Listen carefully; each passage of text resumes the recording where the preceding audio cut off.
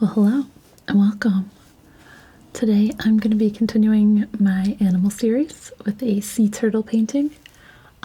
This is a larger one that I've been working on.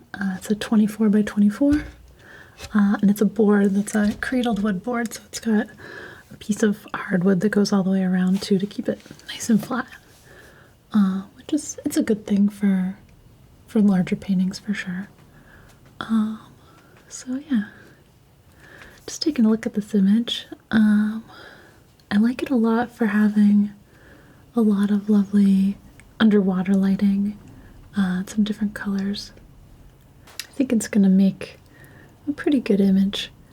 I think I'm going to actually mix and match possibly from a few different images. He's swimming through like a kind of a coral reef, but it's not a very brightly colored reef, I guess. So I may swap in some other coral shapes here and there and just make it a little bit more bright, but we'll start and see.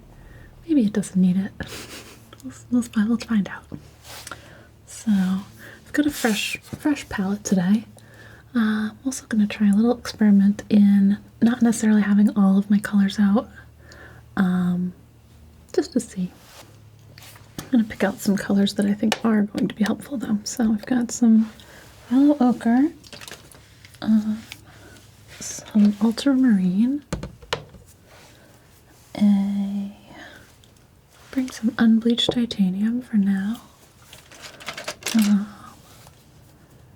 maybe some raw umber, I think that will be handy, and some viridian. And do I want another yellow?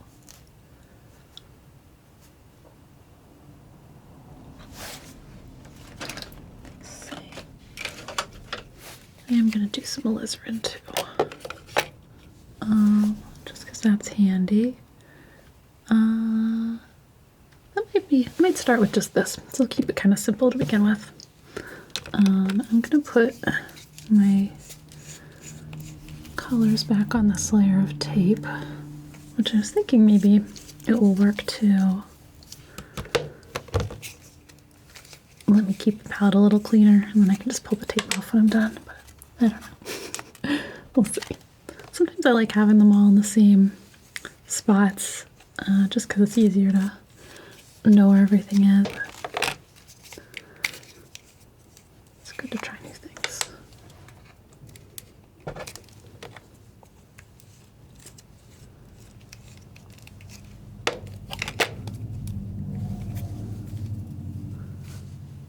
Oh, and I talked about burnt sienna, but I didn't actually get any of it out, so I'll do that too.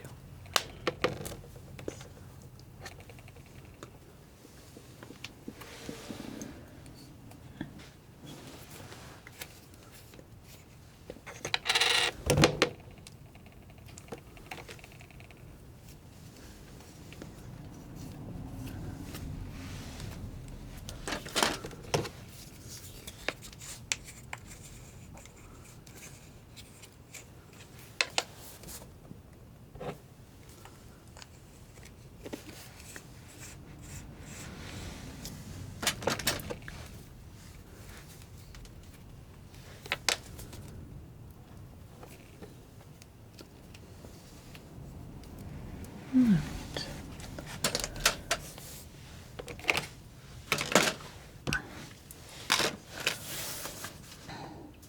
So I've got all the colors, that's good. And I'm going to be using a lot of wax for this painting, but I'm not going to start with wax, so I will let that be for now.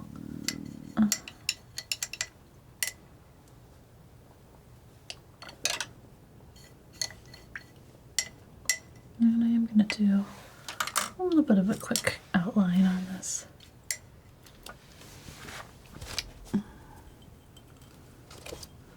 So here.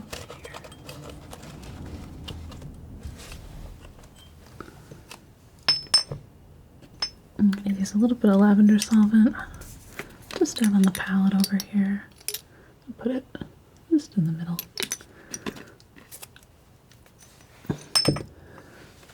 And I'm going to use burnt sienna as my outline color. For enjoying it. I think a lot of times when you have light coming from behind something, it's a natural color that edges will sort of light up. So that's why I'm choosing it for this one too. So let's see if we can get a little bit of a layout going. I'm gonna just kind of sketch in this rock formation, mostly almost just to have a sense of scale.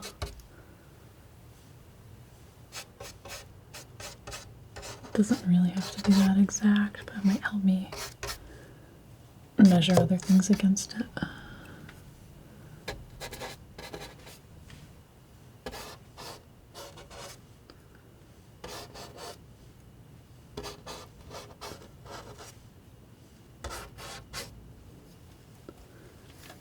I've got the turtle, which is, that is maybe there.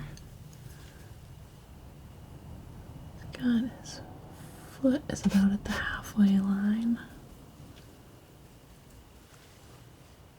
And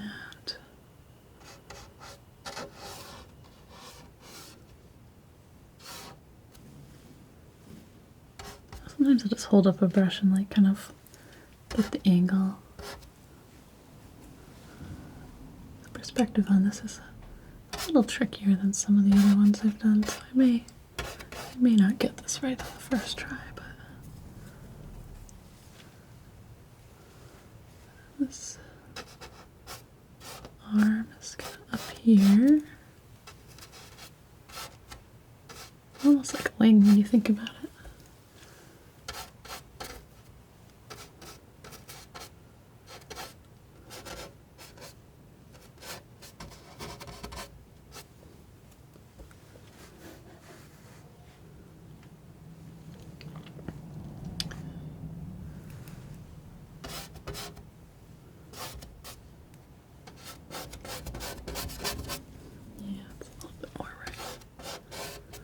That's okay. A lot of this is going to become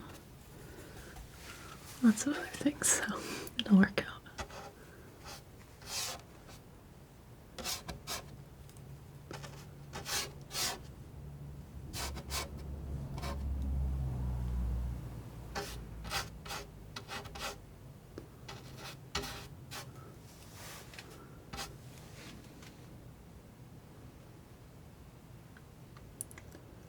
It's a very awkward perspective. That's good. It'll keep it challenging. Little tail. His foot. It looks so awkward right now. Alright. That's the other foot, but that one's, or I guess maybe that's his other arm. Yeah, because he's, okay.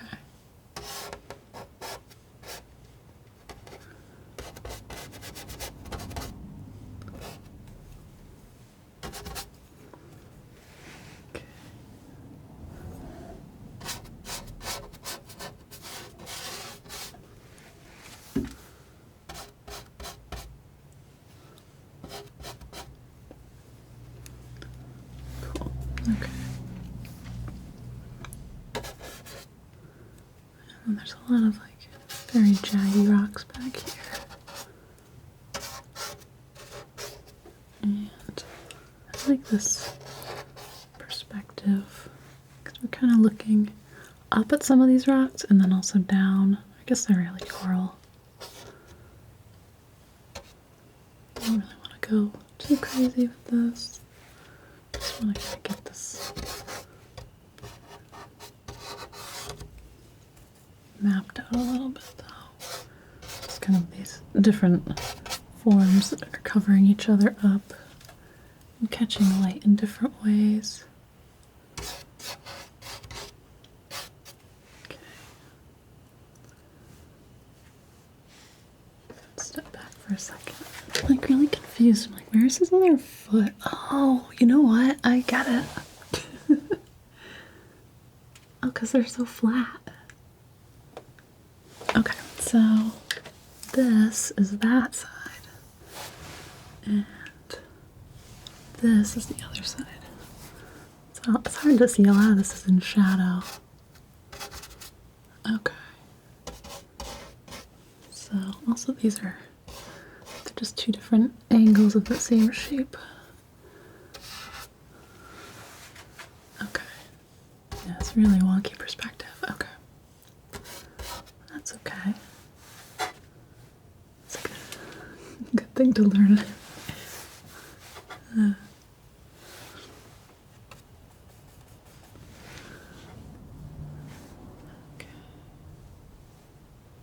And there are some cool like fish and a little squid, but I'm not gonna put them in yet because I might move them around. Alright.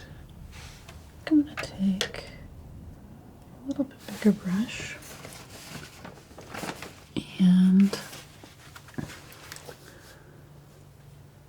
start blocking in some of these darker areas.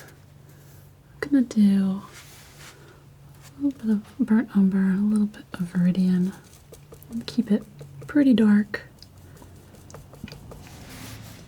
And just start bringing in a lot of colors. This is going to get darker afterward too. Just going to sort of get a sense of how the composition's going to feel, which should look similar to the photo. I did crop this from a bigger picture.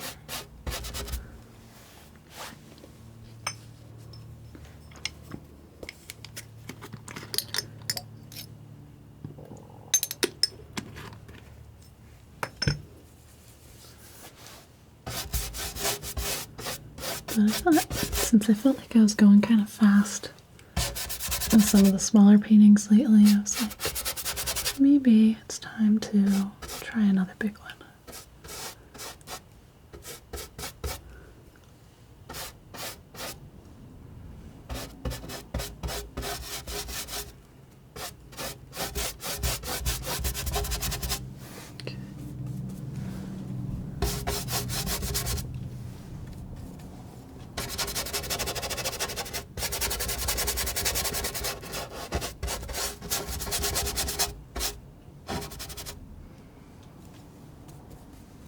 It's a lot of detail here, but it's also very backlit, so I won't have to worry too much about a lot of it. At least not yet, if I get the shapes right.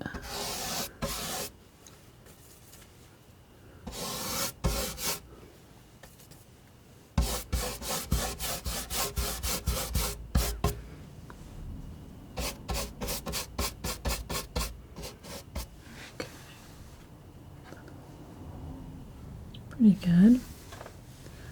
Alright, then I'm gonna get a bigger brush even, and I'm gonna do some of this shadowy rock area. I'm gonna put a little bit of alizarin into that too. Just make it a little bit warmer, maybe a little bit more of this burnt sienna and a little more viridian.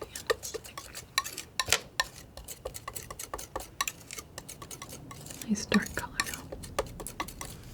Okay. I think layering as you kind of go through your colors, let's say build up a little bit more variety too. Okay, so I'm gonna use a bigger brush, that's right. So this guy. Oops. Probably.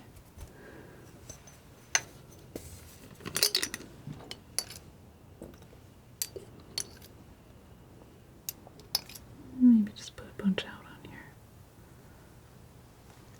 And dunk this brush in.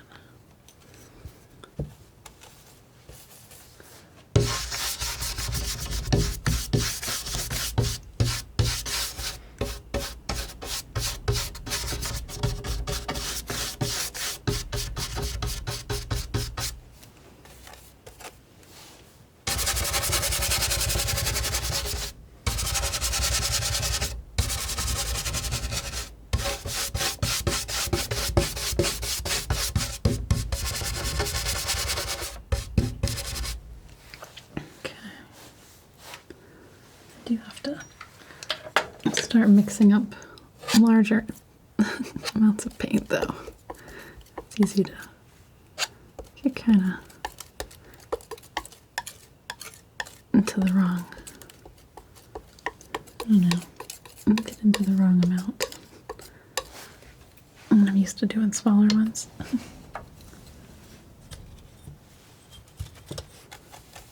Okay.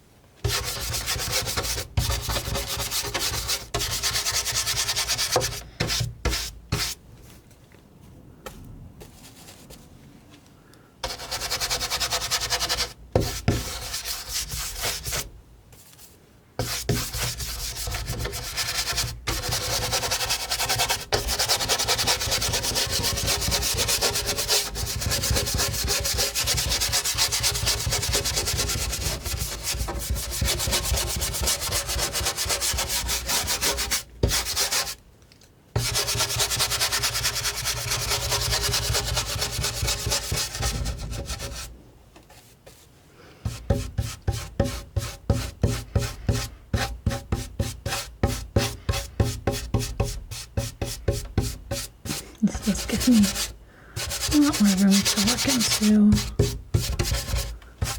some details on all.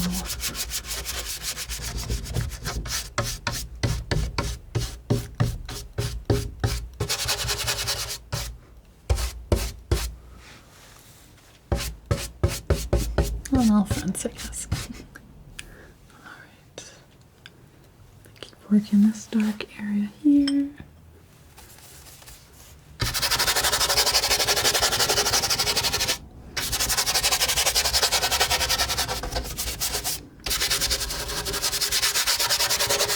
And as I get in to kind of this area here, I'm seeing it shifts a little bit more to like a yellow-green. So I'm going to grab some yellow ochre, a little bit of Meridian, and maybe a little bit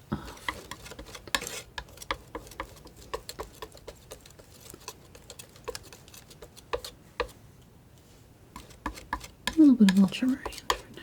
Let's see, maybe a little bit more. Probably bring in a little bit of phthalo eventually, but I don't want to start there.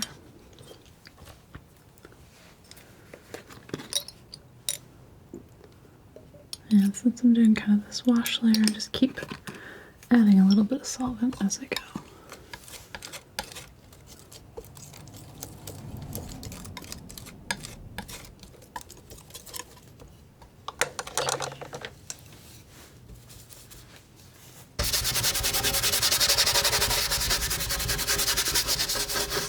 Good enough to be a little bit of just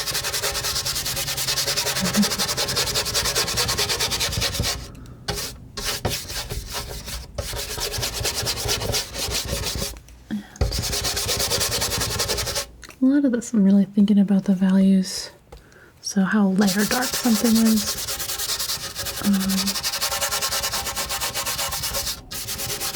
So everything I'm putting in right now, a lot of this is either dark or kind of like a middle tone.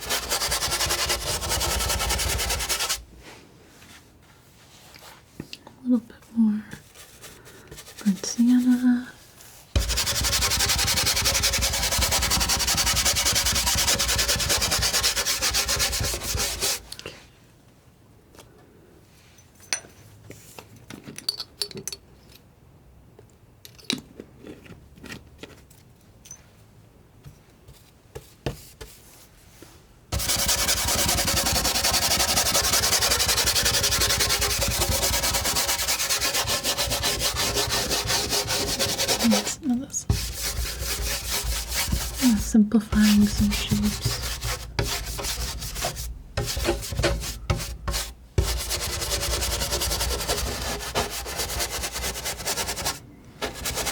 And that's why these early shapes, they don't have to be exact.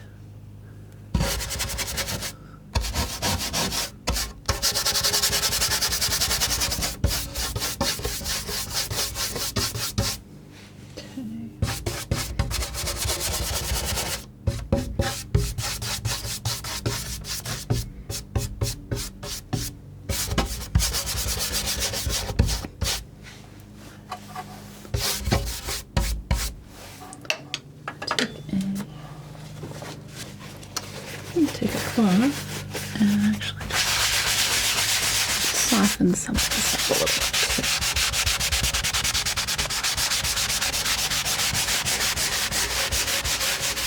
So we're kind of bringing a little bit of light through here early on.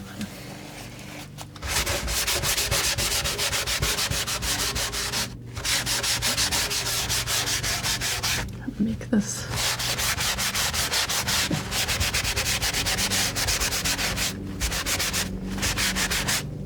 coral texture.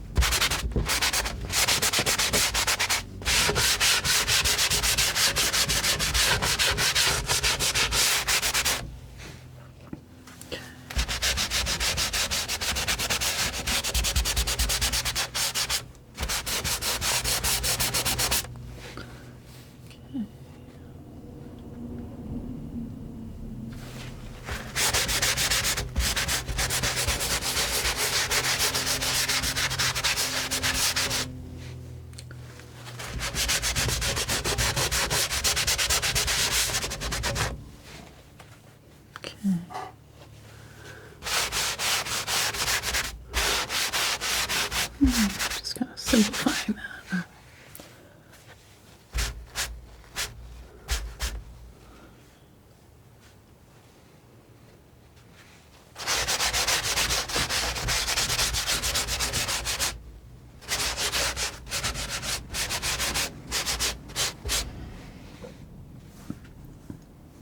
Okay. I think I want to bring in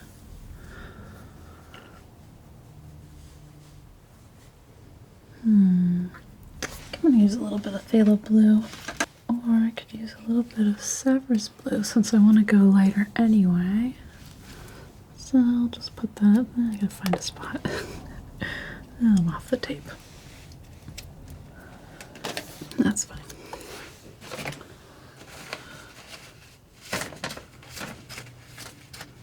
So a little bit of Viridian, a little bit of Severus blue. See if that's about the right tone. Add a little bit of white to just make it a little bit lighter. A little greener maybe too.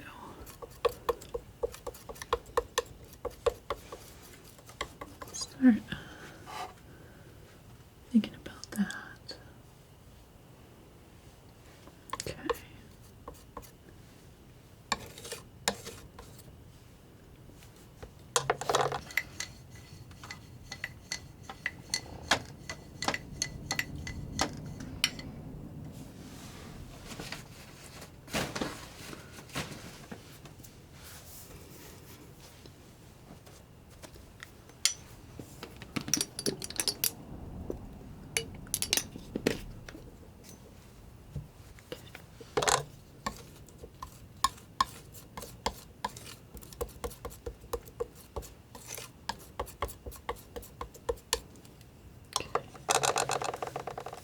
Let's go this. I'm not gonna go too extreme with this yet. I just want to start building some of these base colors here.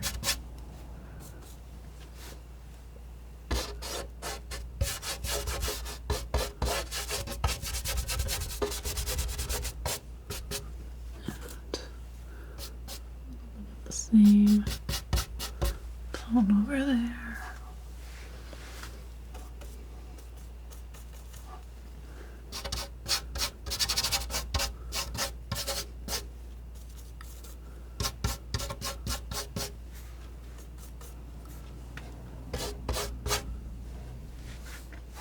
Okay.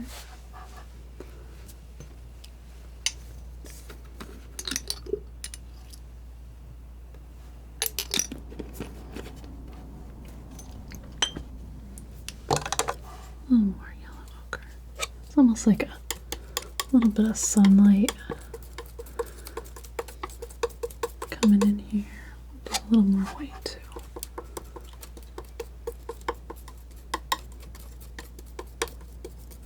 A warm yellow green.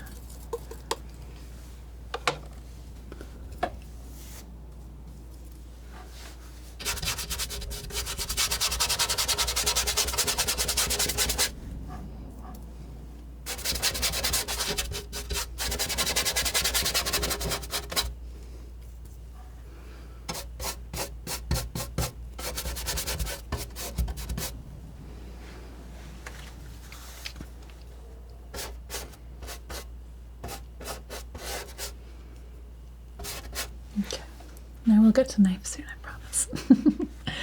Alright, so just doing a couple of these little waves up here. I really don't need to do an undertone for all of this. I think a lot of this is so bright that it's going to have mostly a lot of sun going through it.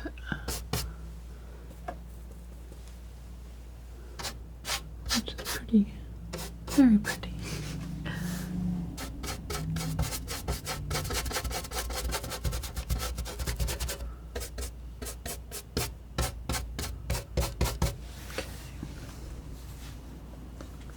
And get this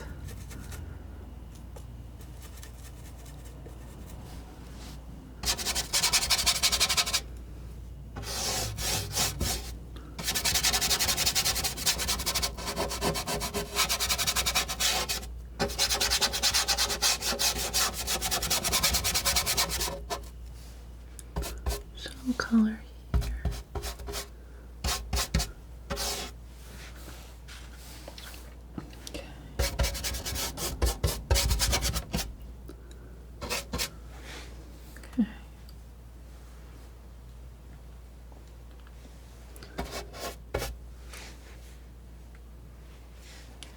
Back up and check this over a little bit.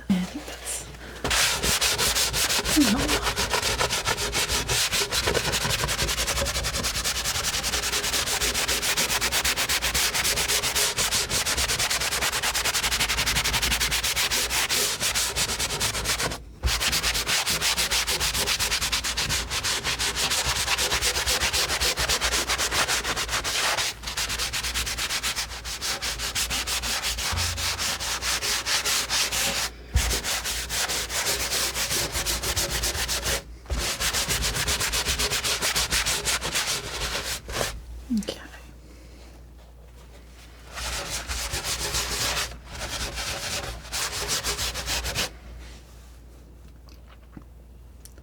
I think that's okay. I think it's kind of like a nice atmosphere to work into now, which is kind of what I was hoping to create.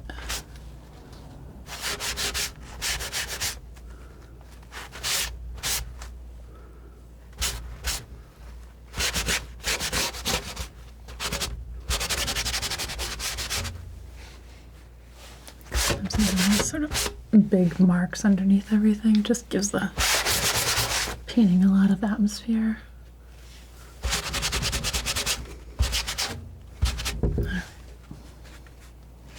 Alright, let's get some wax out and switch over to some knives.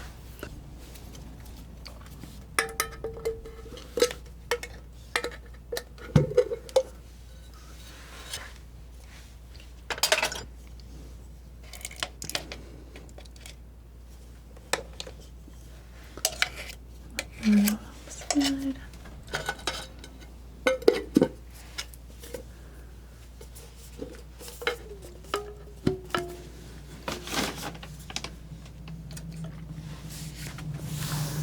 Alright. Try out this knife. This is a sort of medium-sized tapered knife. For some reason it just seems like it might be the right one for this right now. So I'm gonna go probably into the darks again mostly, and I'll be able to do a little bit more with some of this shaping. I'm gonna make a few colors though. I'm gonna make sort of a greener dark, which might be similar to this. It's actually a good way to clean up some palette, maybe. So a greener dark that's a little bit similar to that. More of a purple alizarin Meridian one. So we'll kind of move over here. And more of a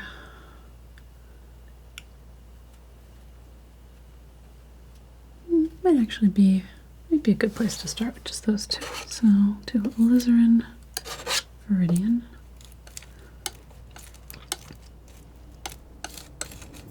And some wax.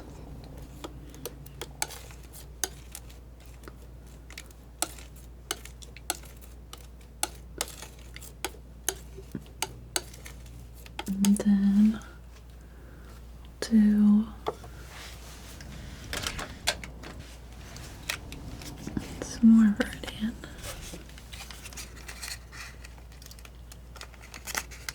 And yeah, I think I need a little more space for all my colors that I have allocated right now. Let's see. This will probably just be a little messy today. So yeah, I was thinking more of a yellow green. I'm gonna put some cadmium yellow out as well.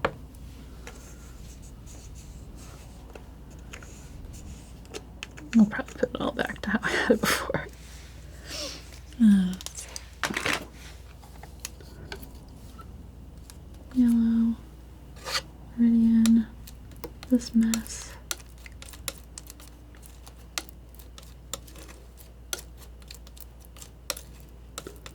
It's a pretty good murky green though.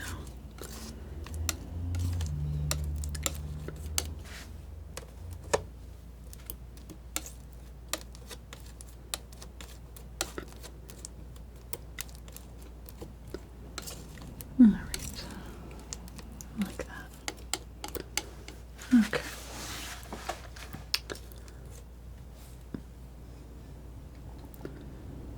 Oh, and then I did, yeah, maybe a slightly yellower one with some burnt sienna too.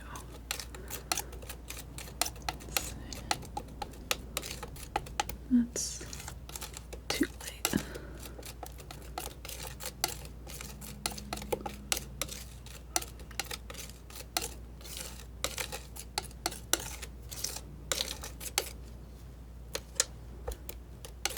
Probably in sort of multiple ways you can get similar colors.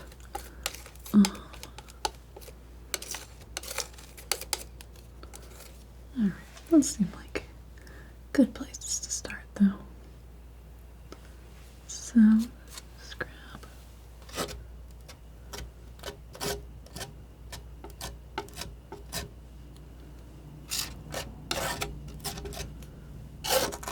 this and fill in. Probably doing a few passes.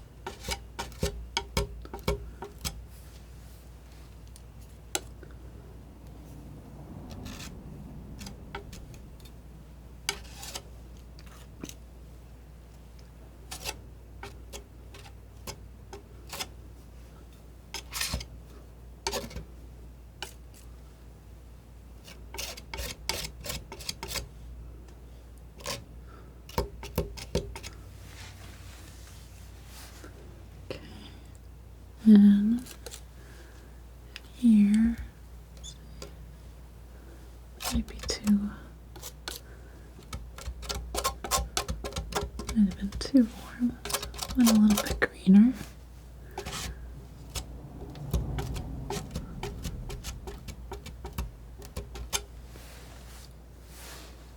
Okay, a little bit more of this one. I think kind of having these different colors sort of built in from the start will just give a nice result. I've got a lot of little like spots and lines to put in here.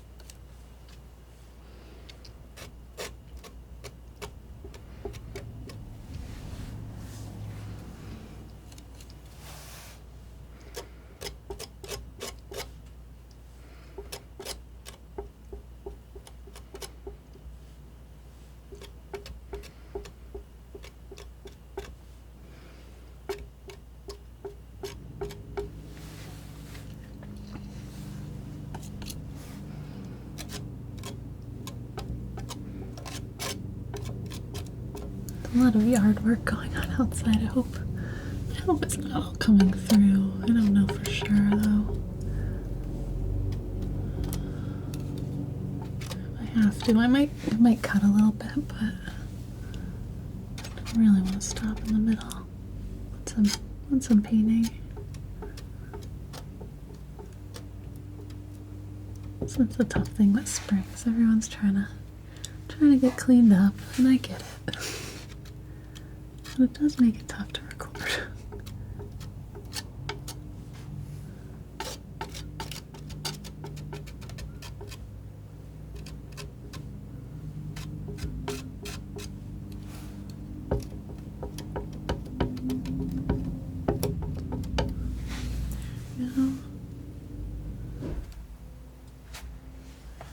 And do a bit more of a mixing here. That's the idea. Get this rocky texture in.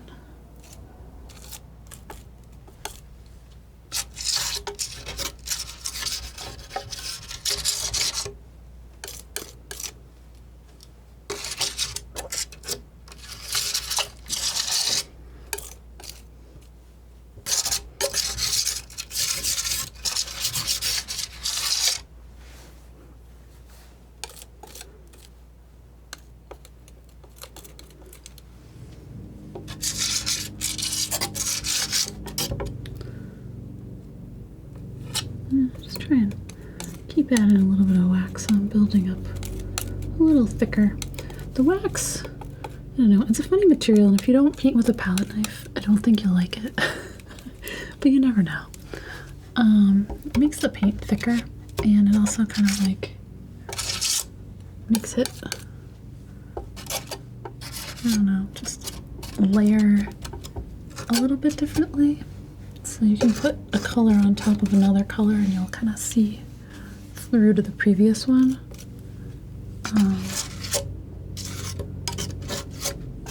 And I think it has a lot of potential for, I don't know, especially with organic shapes, but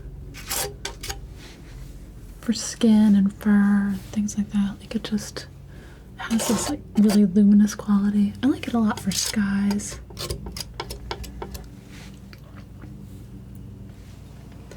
Things like that. Okay.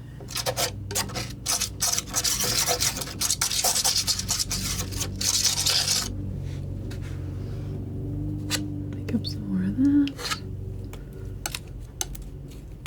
I just have a lot more space for mixing. So that's One nice thing of having fewer colors out.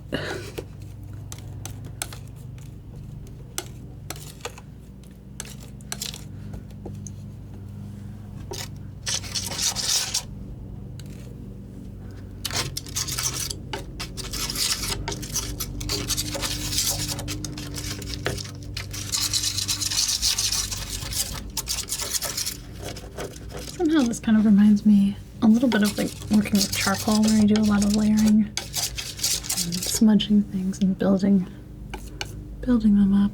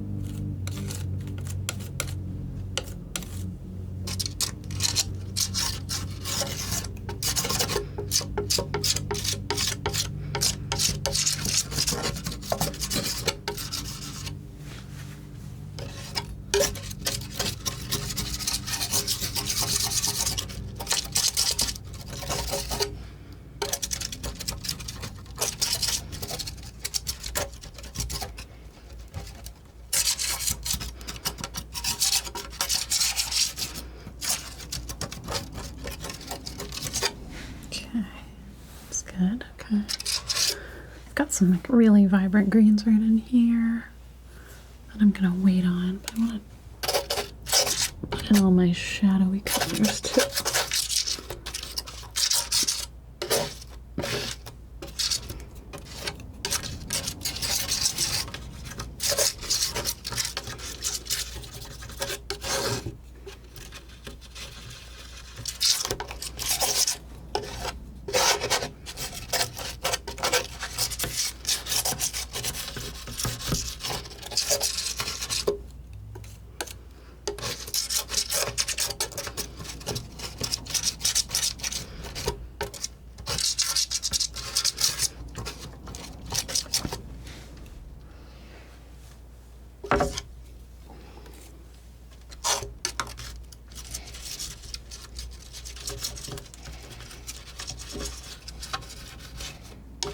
Got some, yeah, more jagged shapes here.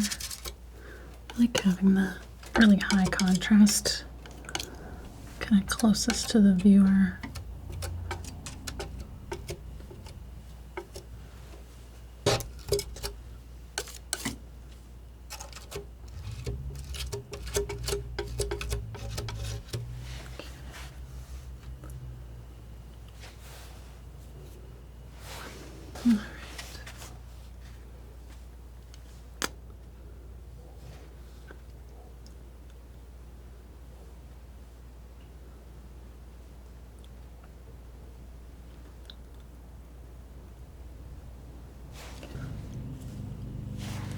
Try a little cadmium yellow light too.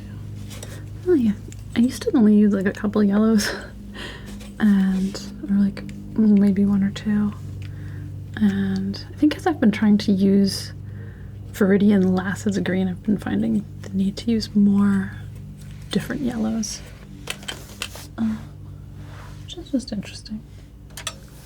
Let's see.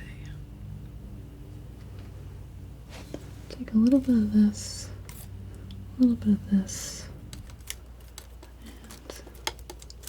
and that's perfect. Okay, cool. So grab some more wax. Grab it from the back of the pile though, so it's all nice and clean. And start working in some of this here. It's almost kind of close to a highlight color in some of these areas. I'm gonna leave this really rough too. Rough and thick. Grab a little bit of unbleached titanium. Start bringing some of this light back here.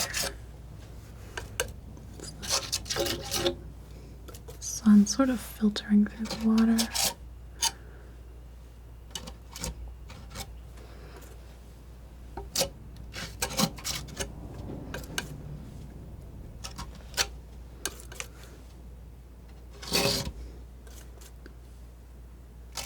Something I find like incredibly calming about being underwater, though. I don't think I'd ever want to go scuba diving because I think I'm too claustrophobic for that, but I do love being underwater. I love swimming. It's just like, it's just like very quiet. I like that about it. I like quiet things.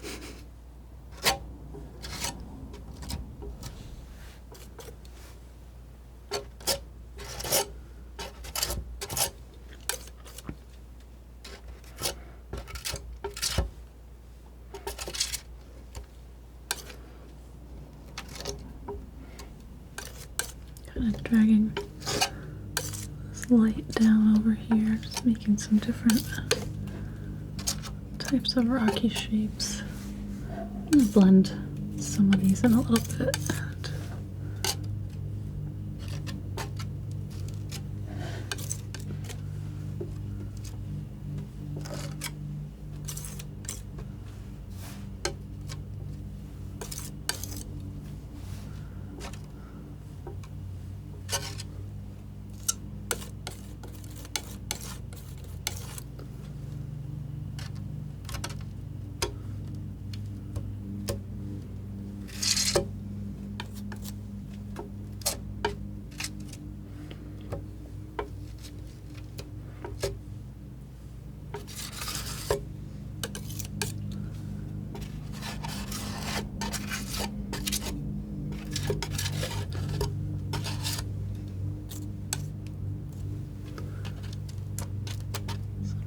Gonna get covered up again, but that's okay.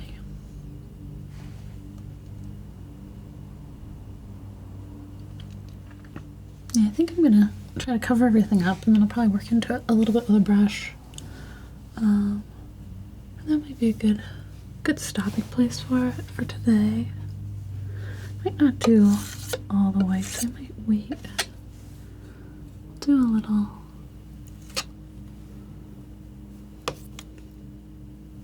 yellow and yeah, start building in some of these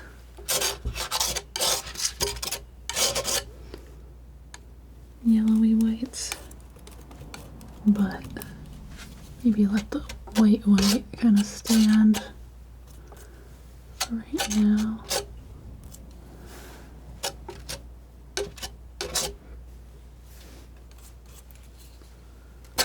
I love this kind of underwater lighting though.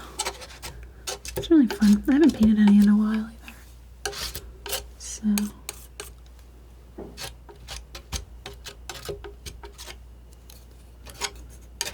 okay,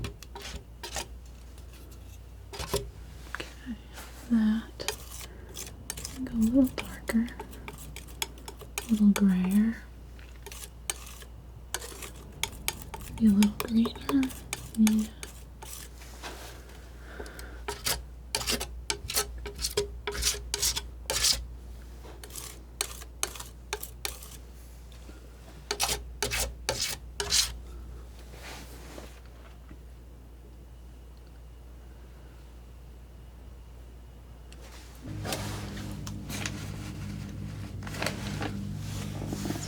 Take a little brush to this for a minute.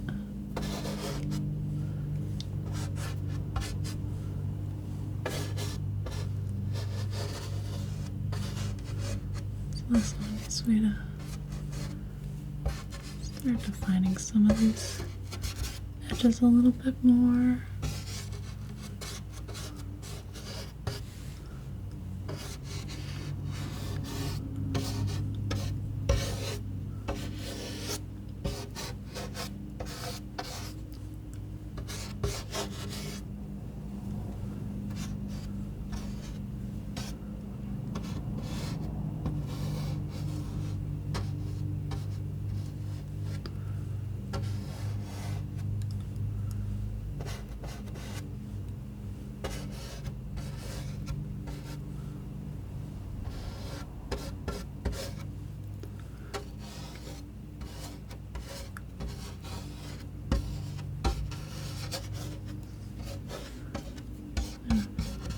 some of this a little bit softer here.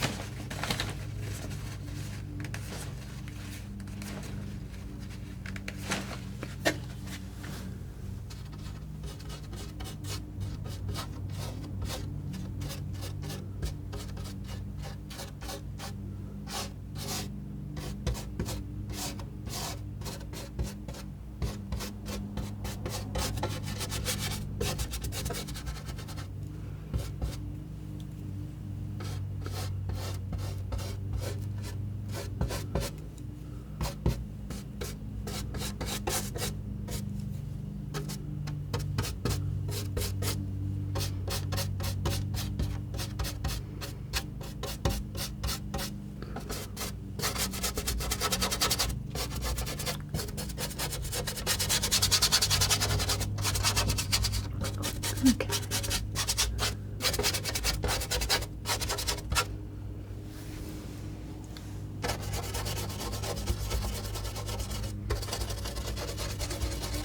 So this feels like a little too much variation going back here.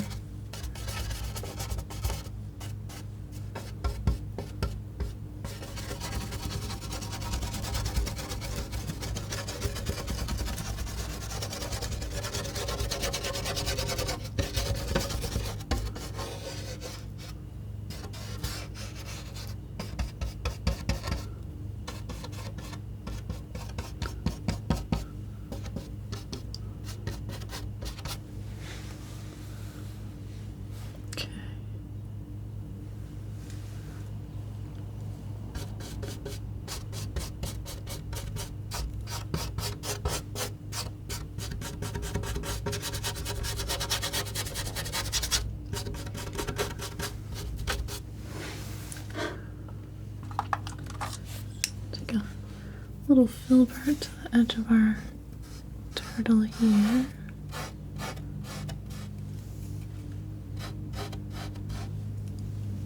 I'm going to start thinking about kind of the textures that I want to have. So I'm starting to create some of these kind of round shapes on the face. Not that I can really see really any facial details on this. I don't know if I want to make some just to have it be nicer, or maybe just let it be how it is. But start just texturing this a little bit.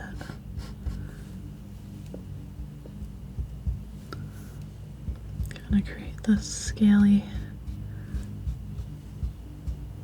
ripply texture.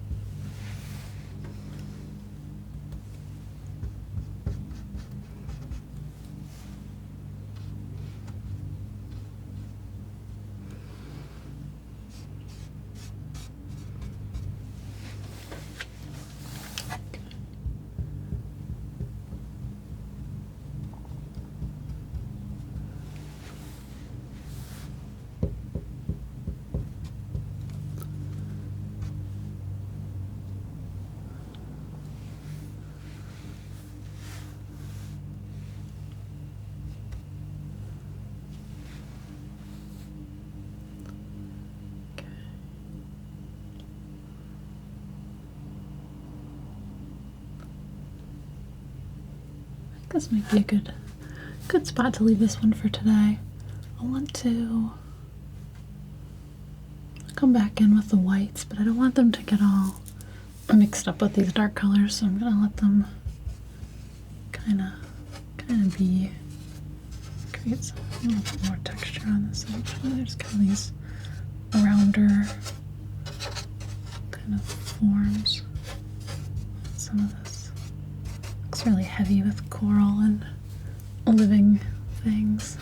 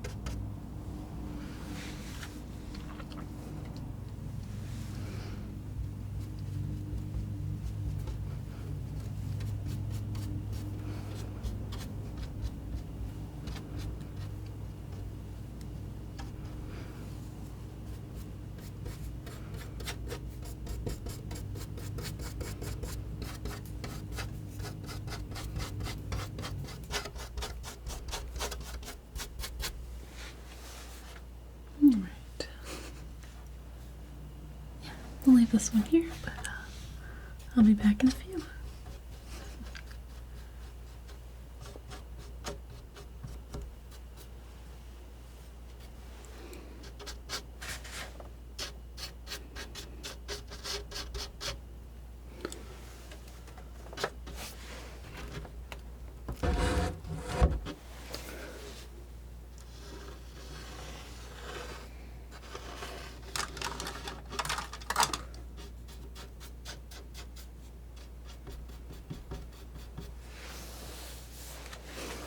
And I'm back.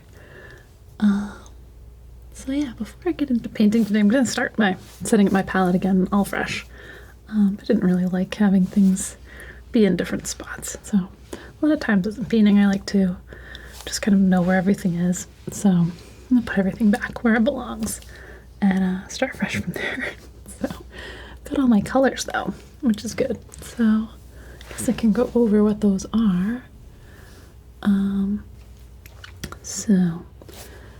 I've got unbleached titanium white, and I will have regular titanium white too. I just didn't put them both out here.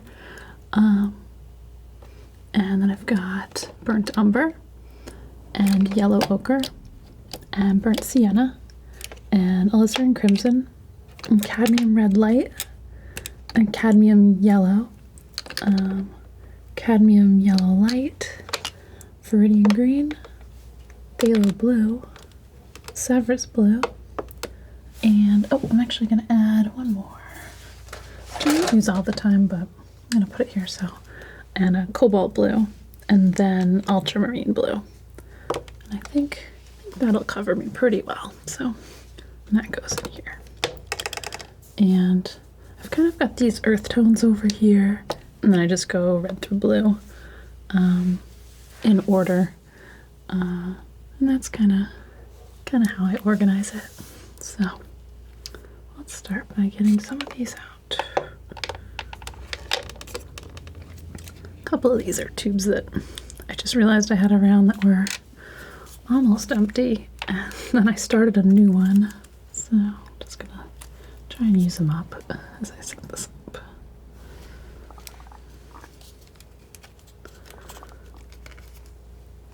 Okay. So that's ultramarine. And then put some of this cobalt. I go back and forth between using these Winton paints. I don't like them for certain types of colors. Usually I won't use them for opaque colors, but where I have them already, I'm just continuing to use them. So there's some cobalt blue. try and figure out if I'm giving these enough space. Usually they kind of end up moving around, but it's just a natural part of the process.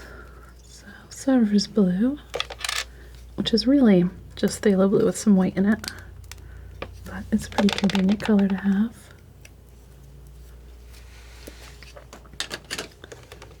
Phthalo Blue, which I've been using a lot less lately, but it actually may work out to be, well, good in this painting.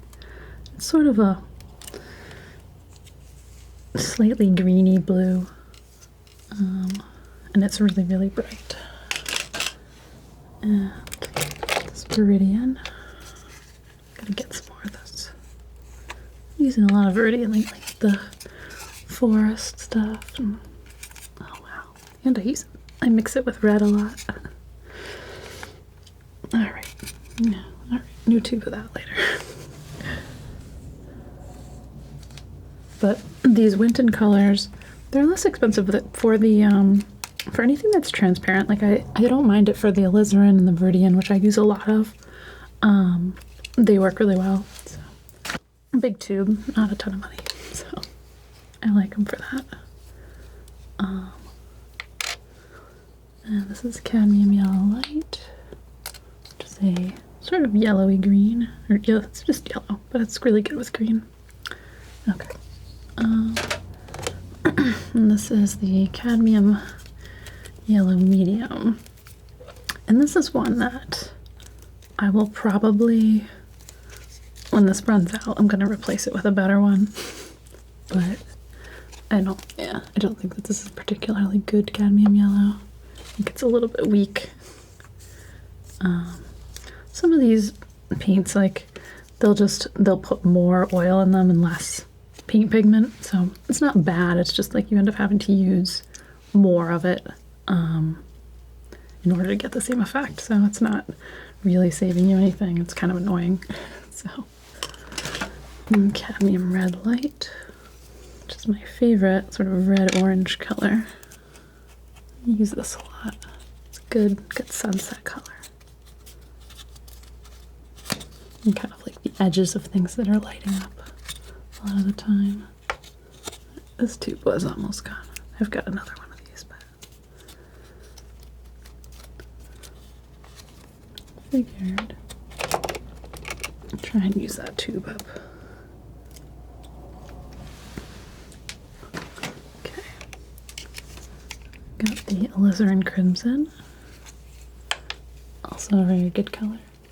This is kind of it's a red, but it's like slightly blue, slightly purple, which is nice because you don't see like a true like fiery red all that often in nature. So it kind of tends to work well. It's almost like a little bit magenta. Sometimes I use magenta too, but it's not one of my everyday colors.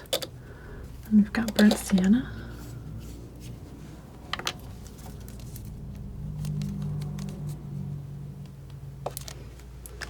I don't use this little back corner because a lot of times in my videos it doesn't show, so I found that just skipping that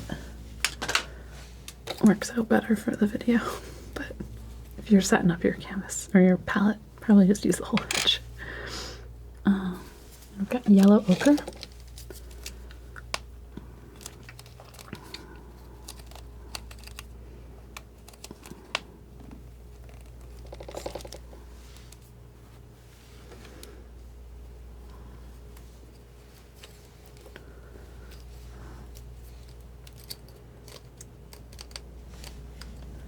Maybe a little bit more in there. These will they'll sit out for a few days and they'll do fine. So, especially if you have a bigger pile, they'll tend to dry out a lot slower. So try to put out a good amount. Okay. And burnt umber, which apparently I have 2 little tubes of. So just put those in.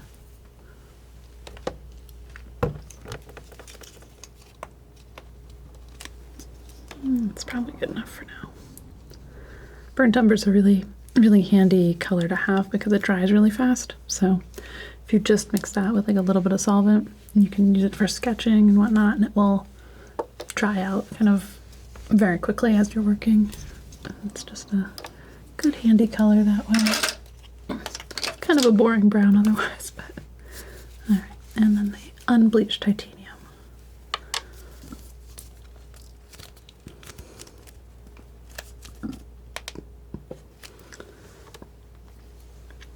And I will use like the regular white titanium too. As well. And maybe I'll move this wax over. Give it a different spot. Maybe it can sit back here for now. Put the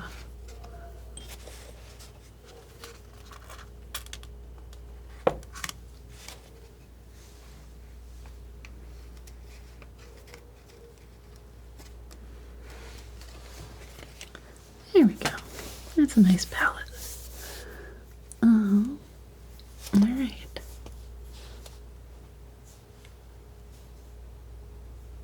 Maybe it's time to do a little bit more painting on this then. It's pretty well set up. I'll be gentle with it.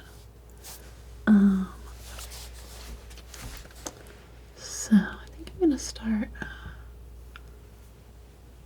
working into some of the lighter areas on the turtle. It's all backlit, so it's like his skin is like white in parts. It's like also really deep shadow, so and I think I'm gonna work into this shell a bit more too. And I'll do more with the rocks as well, but it's just not where I feel like starting, so I think I won't do that. And I've also got this white area where I want to build in some more light. Yeah, let's stay with the lighter and warmer colors for a little bit, maybe. All right, yeah, I'm gonna do that. So, save. Take this little knife. And actually gonna get some fresh wax out too. Since I'm gonna mix it with white, I don't want it to be the messy stuff that I had yesterday. So let's grab a little bit of this. I'll use the other stuff too, but only when I kind of mix it in with some darker colors. So let's start with this wax and a bunch of white. Just start mixing up a really bright sunlight color to start. Really does jump even off the primer. It's much brighter with the wax and the white mixed in. Okay, let's start.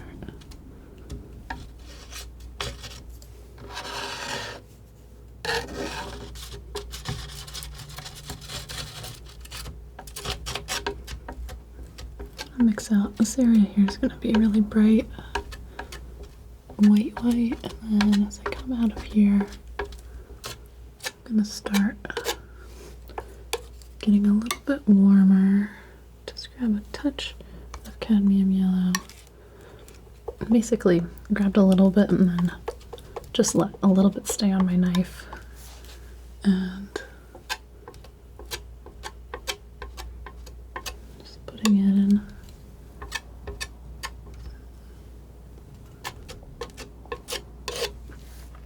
A little bit more.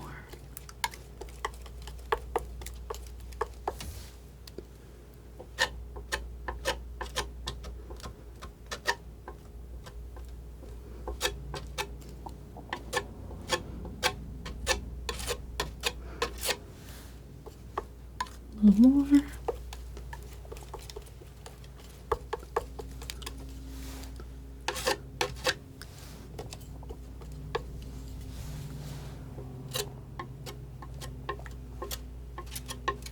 This will probably, yeah, just let some of this light kind of keep filtering in. I like how you can go over a layer of wax and it will sort of like break up like this. So I've got some of the layer from yesterday sort of mixed in. It's kind of creating all these little shapes and details.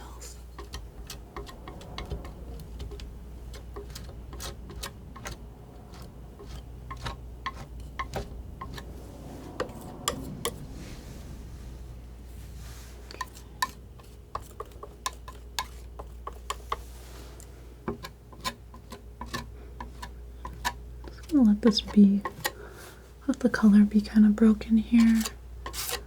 I may decide to smooth it out a little bit more, but I think the texture also gives it kind of a dramatic look.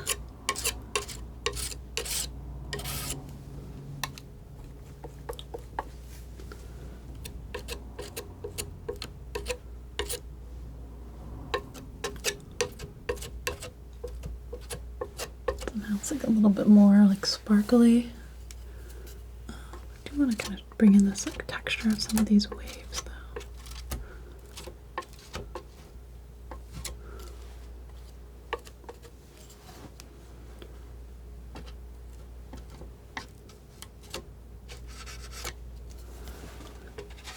Yeah, so I'm working on this. I'm kind of thinking about like what my process is. It's like it changes a little bit every time, but maybe like a dark to light day and then followed by a light to dark day. Sometimes I go kind of cool to warm, but all of that kind of really the point is to this is going to be a little too green, I think.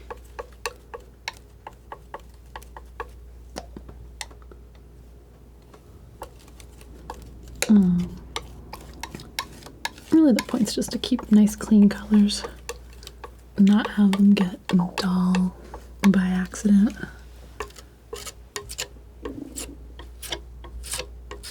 Just brings a little bit more light in here. Not quite as bright as some of the other areas.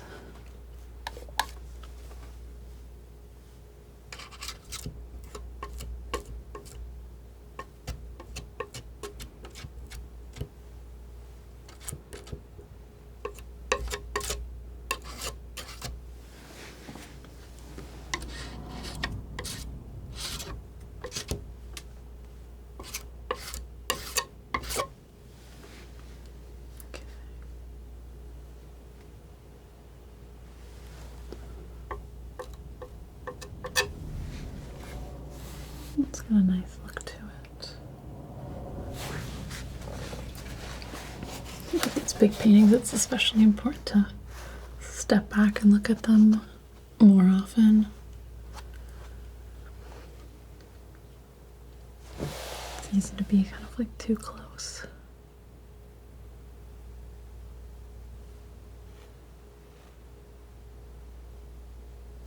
Okay, yeah, I think a little bit more of these yellowy lights.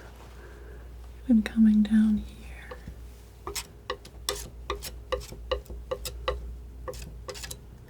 These like, what about these like sun ray type shapes?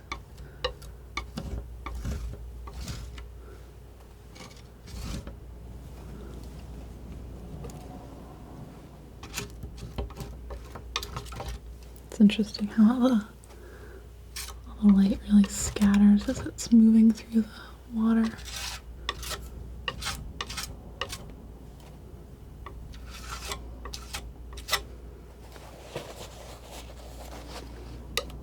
And that texture of the fin there just caught the light in just the right way.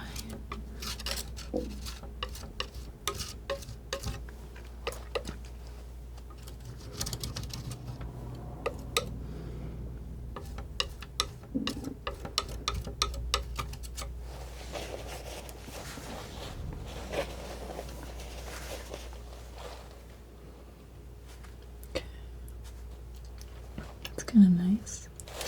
Gonna make a little burnt sienna. Take some of this yellow ochre mix. A little more wax. Just want to build up this shell texture a little bit here. It's got sort of a light edge. Let's switch this here. Use this edge of the knife. Let this be pretty thick. Even a little bit of this cadmium yellow.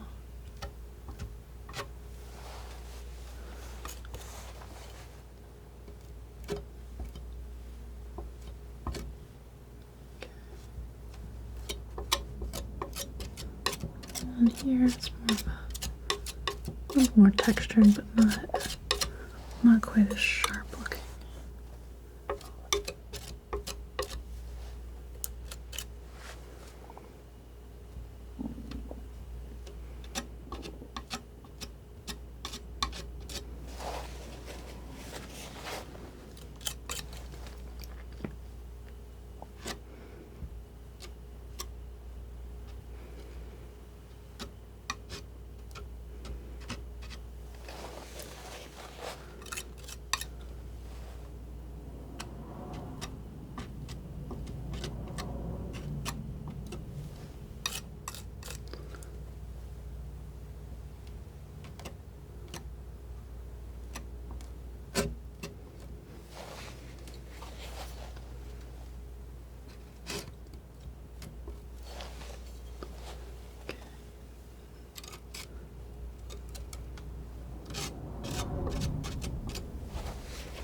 I like that color just being made out of a couple of layers.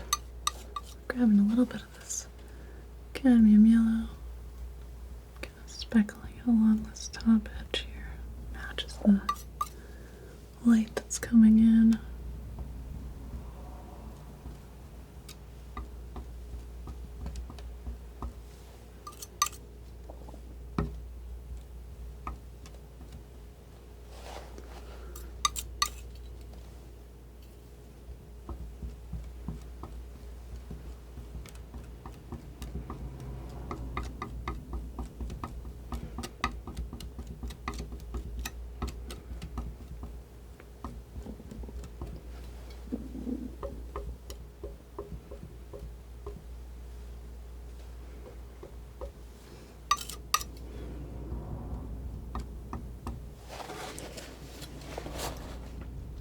Go.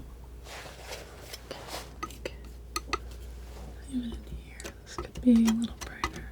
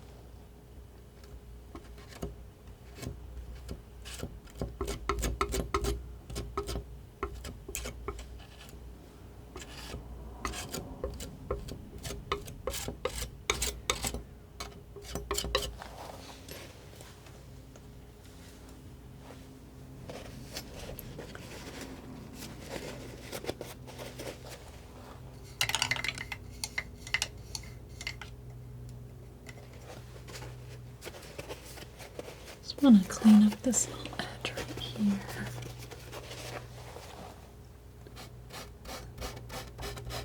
I don't want a hard edge, but I do want this light to be coming in here. So, a little bit.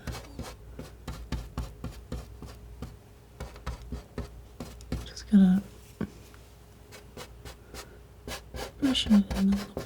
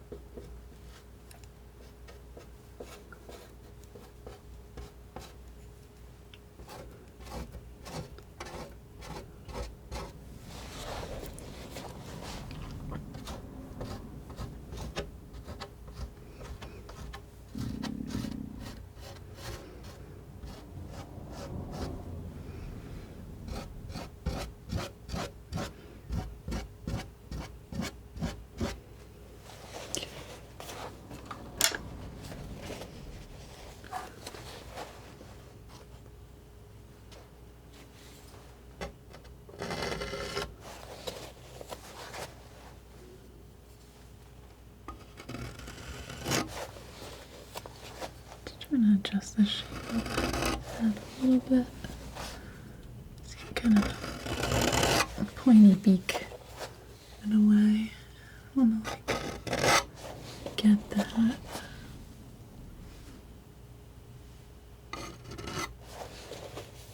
Sort of good.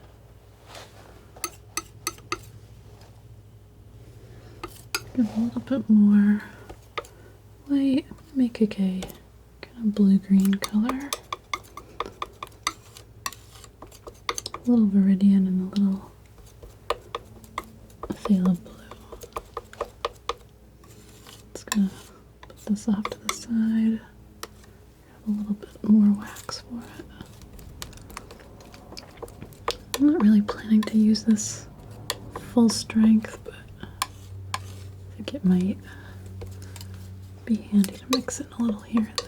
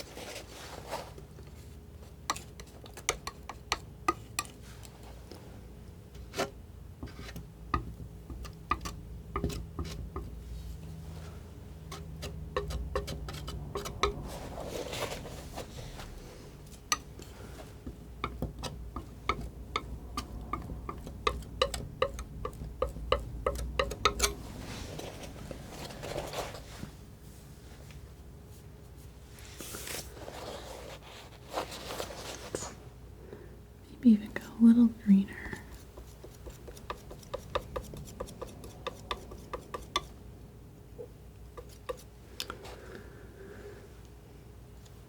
Even very green.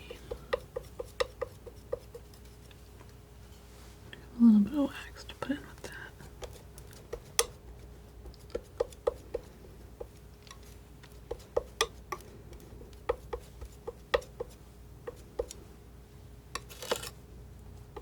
Slightly dull version of it.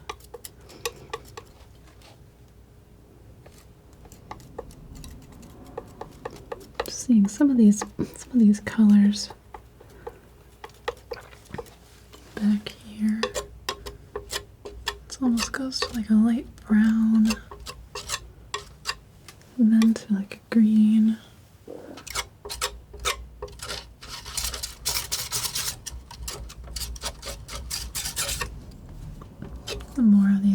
like bright colors you can really make and kind of weave in here, the more the water's going to really come alive.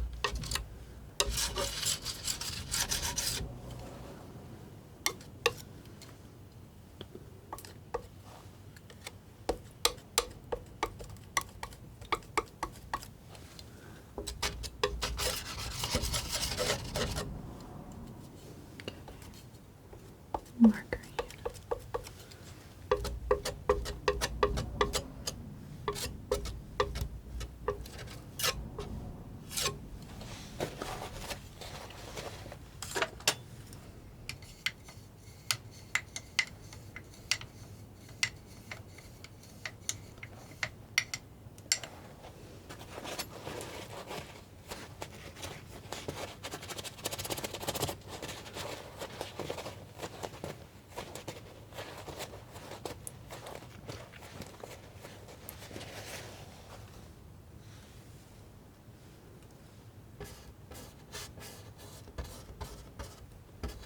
I want to get this. It's like these little rock formations. They're kind of layering back, kind of in the way that mountains do it, like where they're, as it moves, they've moved further away. They kind of have like this little progressive color switch thing that's happening. It's more complicated underwater though, because there's actually like a much thicker atmosphere, really, because it's all water. I think the right look could be really good.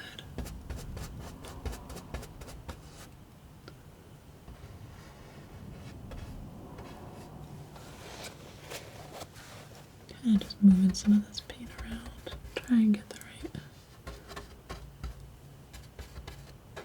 feel.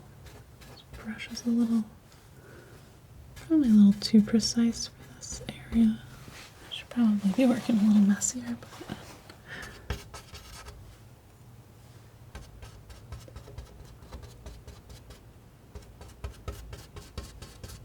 it's kind of, sometimes it's just about what you've got in your hand.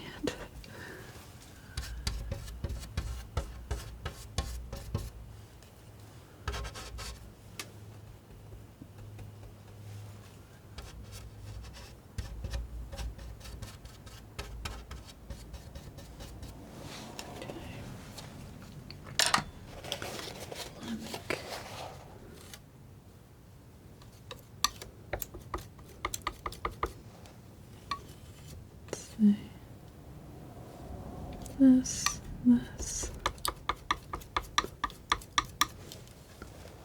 Some really fun greens over here.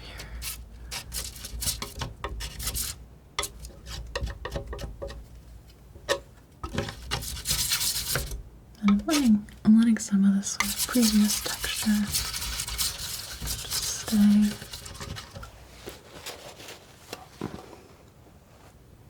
I'm not worried about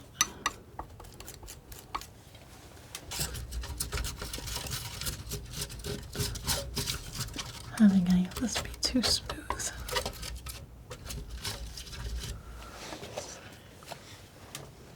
The colors look good though.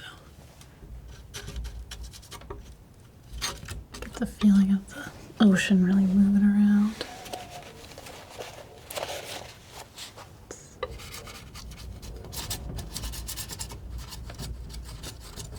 Just scrubbing this here.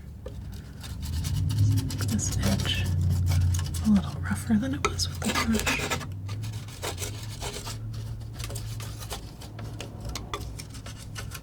Still got all the colors that I wanted in there though, which is nice.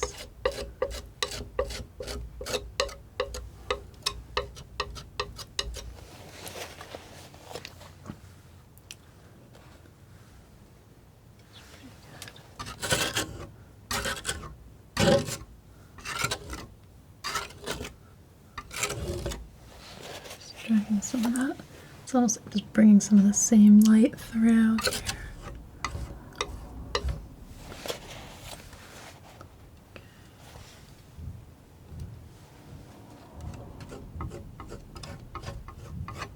Alright, I'm back again. Yesterday did not go quite according to plan. It just ended up being some like loud construction noises outside for a while. So I'm back, and you know what? That's okay. So let's see. Kind of jump back into this. I had been working in this area of the water, kind of just refining some colors, coming through here, bringing in some more light. I wanted to get into some of the lighter tones on the shadowed part of the turtle. I think I do want to do that. Yeah, I'll probably do a little bit of a mix. I'm seeing some sort of similar tones in here and in here, so I'll probably work on those together. I'm gonna mix up some kind of light colored wax to start. So do a little bit of this, a little bit of this. It's got a little bit of green in it. Actually, I think that'll be okay. Actually, maybe not. I'm gonna keep that. I'll keep it at the ready. Actually, want a little bit more of a neutral to slightly warm white tone to start.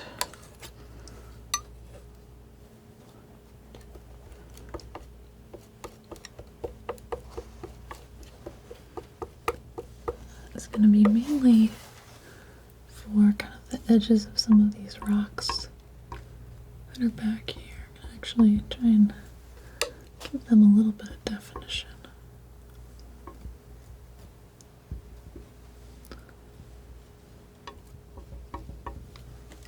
They're like slightly lighter than some of these other surrounding tones. The sun's really just picking them out.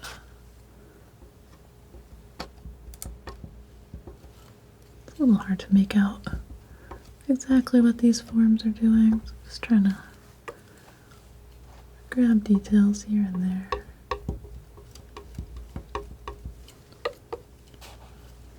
Worry about sort of outlining them or anything though.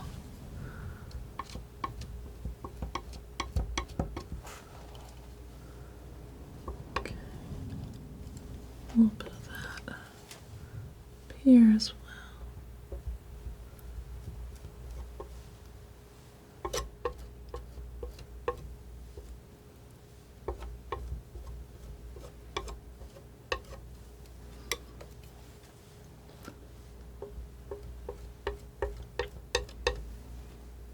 Maybe a little bit of a bluer greener mix just in here.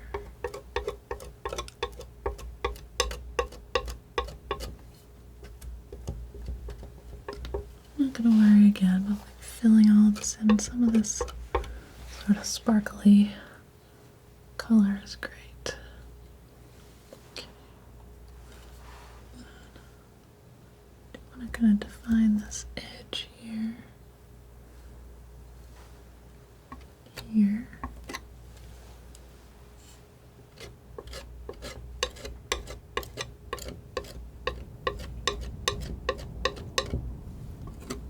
So many different tones. I think this blue wasn't really right anyway.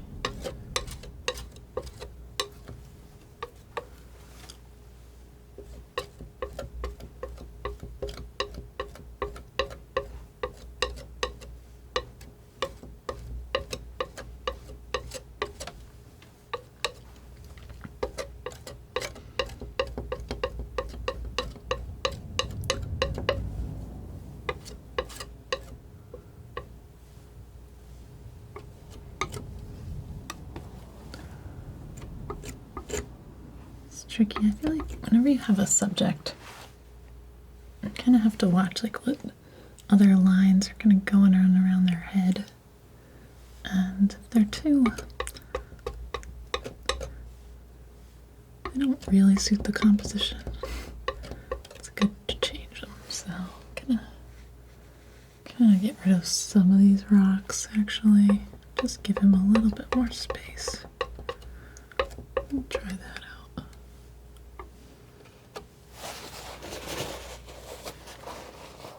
And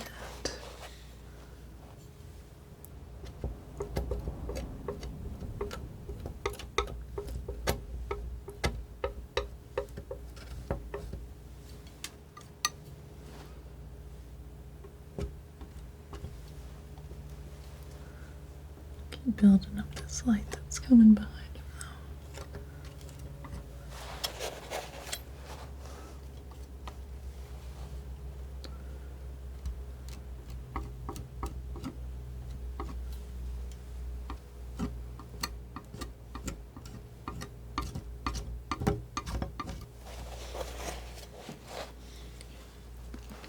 And I'm going to go a little bit of this unbleached titanium, and kind of want like a yellow-green, not a really strong one, maybe a little yellow ochre, a little viridian. Let's see. Kind of a murky dull green. That's pretty good. Add some wax to that. Kind of seeing as I come down here that I'm getting these little highlighted patches where the sun isn't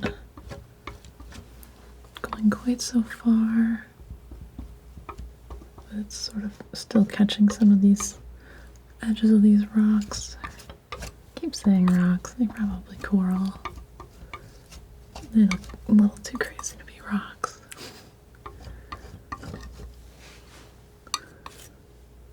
Gonna keep building in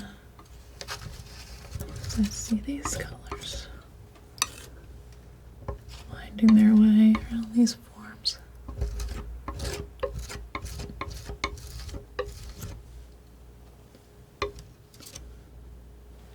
Okay. And as I get a little bit closer over here, I'm seeing this shift to slightly warmer light. Might need one a little bit, not quite that light first, then layer over it with a little bit more white. Okay. I like all this texture, it's kind of picking up these different things.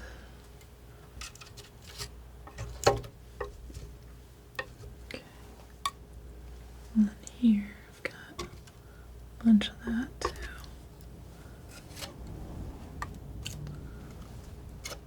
This might take a little bit of layering to get the right feel, but it's starting to take shape.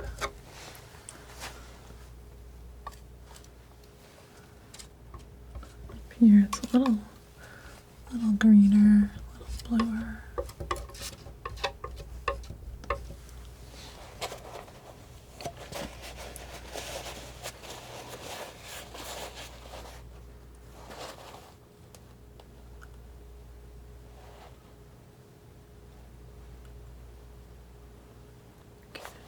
Got this little shape in here.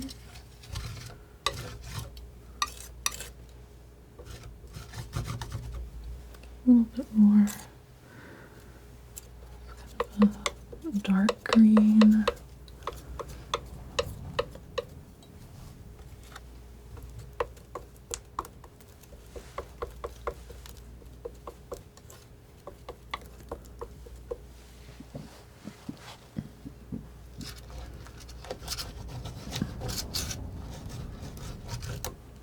Even a little bit more red. Could go warmer.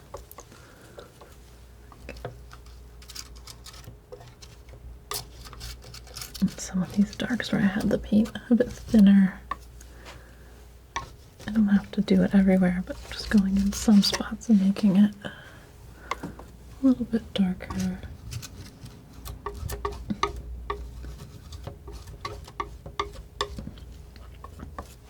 It seems like, in a way, this is like the boring part, because it's a little bit tedious, sort of building up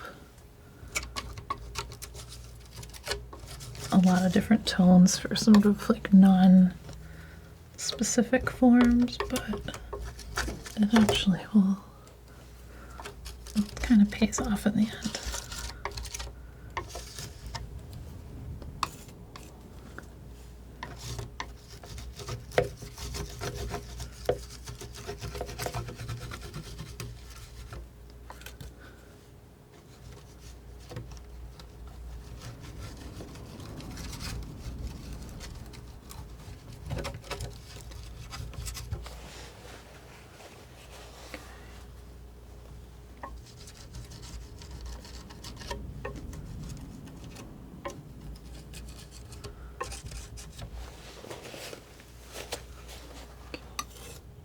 Let me make some more of that.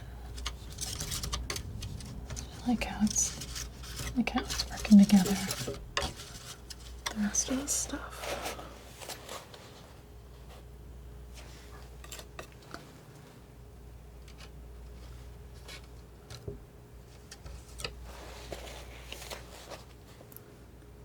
And the other color that I'm seeing in here is kind of an alizarin. Actually kind of similar. I'm going to put a little bit of burnt sienna in with it too though. I want to get it really warm. Let's do a little ultramarine too to make it darker.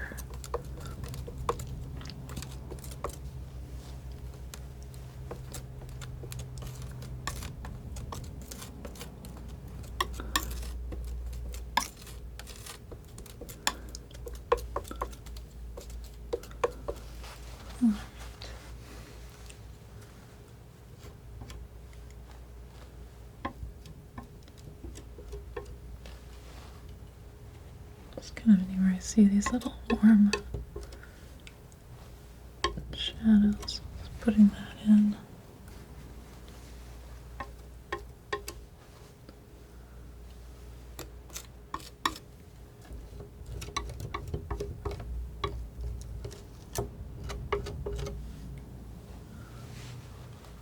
I want to give it just like the right amount of complexity, but also keep it kind of simple too. Just grabbing in a little bit of this sort of warm color. I don't want this on really thick here though. Kind of letting it be thin like this, and the other colors that are behind it will kind of come through. Let this be a little bit murky though.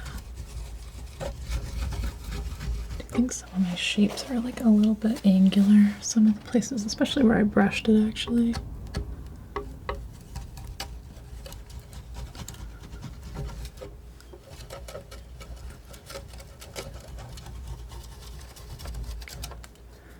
Doing that to make some rounder edges. Sometimes I'm just kind of cruising around doing different things. Trying to make different shapes. Get into whatever fits here.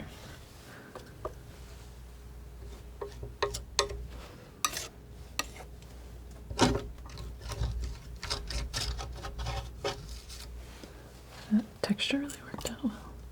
Could even have a little yellow in it maybe.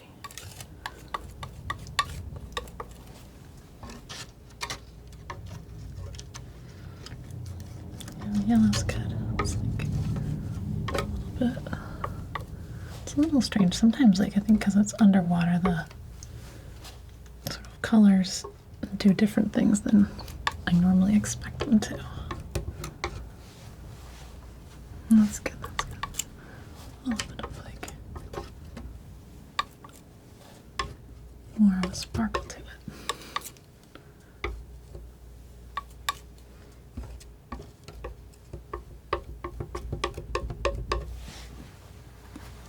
Yeah, that has more of a coral feel now. I like that. Okay. I think a little bit even here. Trying to look at the different shapes I see and then kind of like base the knife work off of those. Trying to get the sort of directions and whatever, but I'm not really like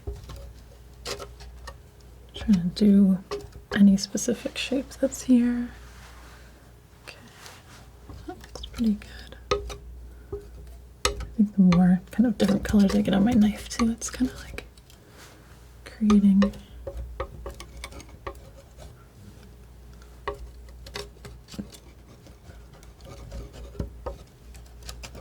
different effects.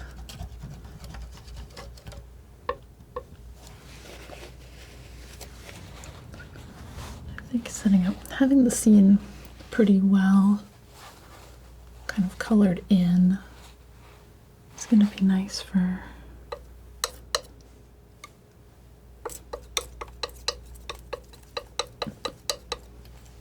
like this transition color here is really bugging me. The more I can have the background kind of well defined, I think the more the colors on the subject just become really easy to fill in. It just like makes more sense.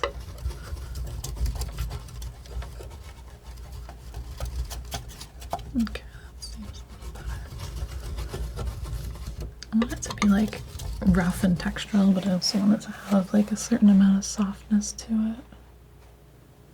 That feels a little better. Okay. I have to redefine the face a little bit. As I was zooming in, I realized it does have an eye and a little bit more info, so that'll be good to work with. It's good not to get too distracted by details though for a while. Alright, so next thing I want to do is kind of keep working this texture over here. I need kind of a nice yellow-green for that. I'm going to do Viridian and cadmium yellow light to start. That's very intense though, so I'll probably mix in a little bit of this to it actually. Work this in a couple of sort of variations. Maybe a little more wax.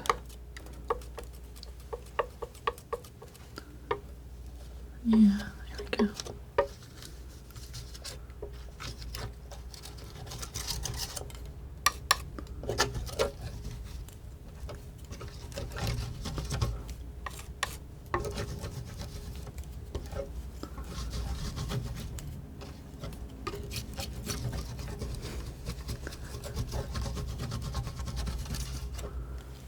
Okay. Some more wax. This very bright stuff.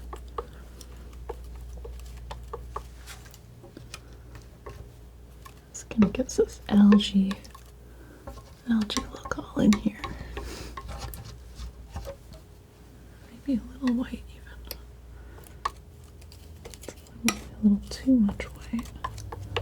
But maybe actually up here I think it makes sense.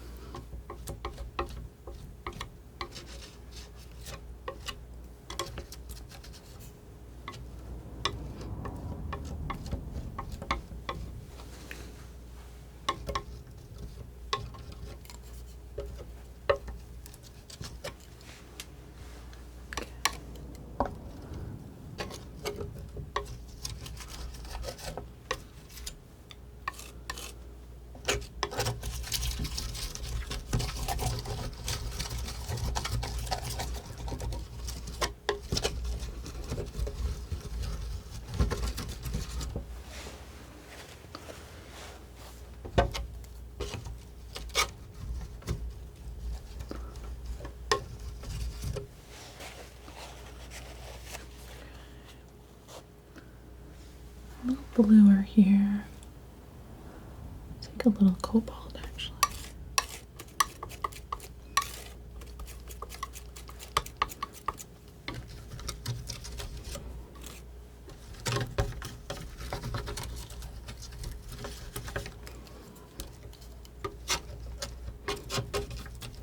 just having colors not all being one color, a little darker, a little lighter, having it shift around, get a little warmer, a little cooler. It's really what starts to create these shapes.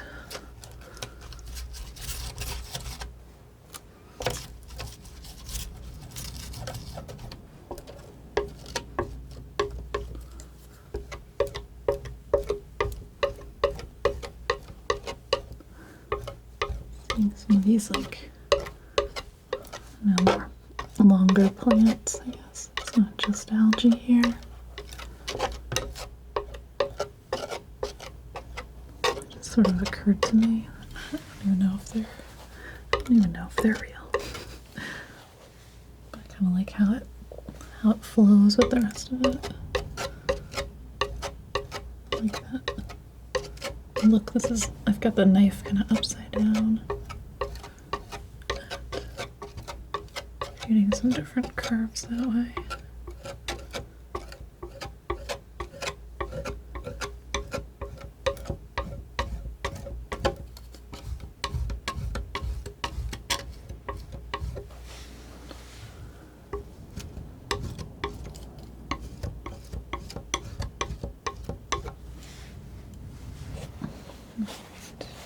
Step back for a second.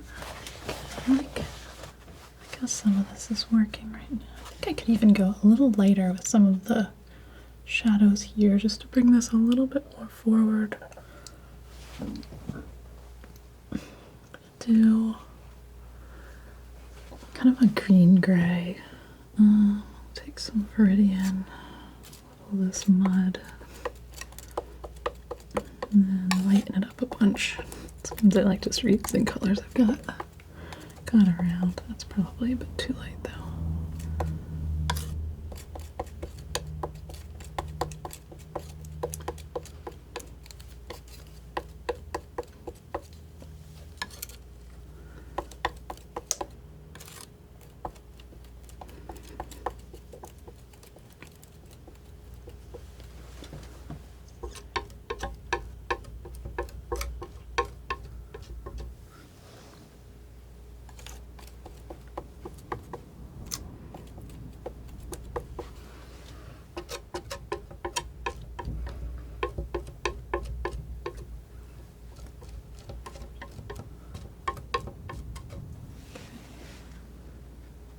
Good.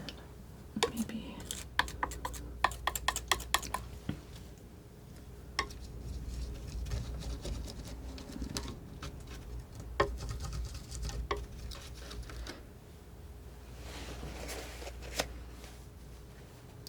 good. Okay.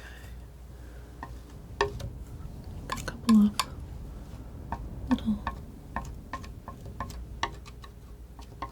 flat spots here. A little greener. Yellow green, maybe.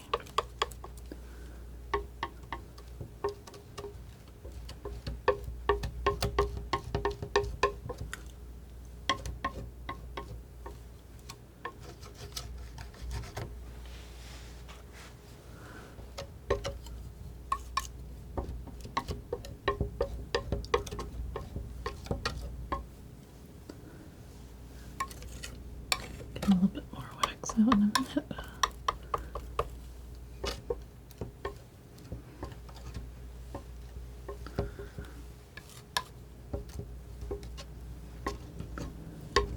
It's almost like if I think about this too much, I start doing things wrong. But if I just keep moving, it sort of just works. I don't know. I don't really know how to explain that.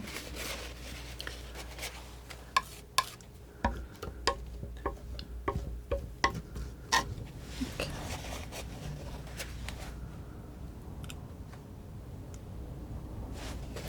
Like more yellow gold. Get some more wax too.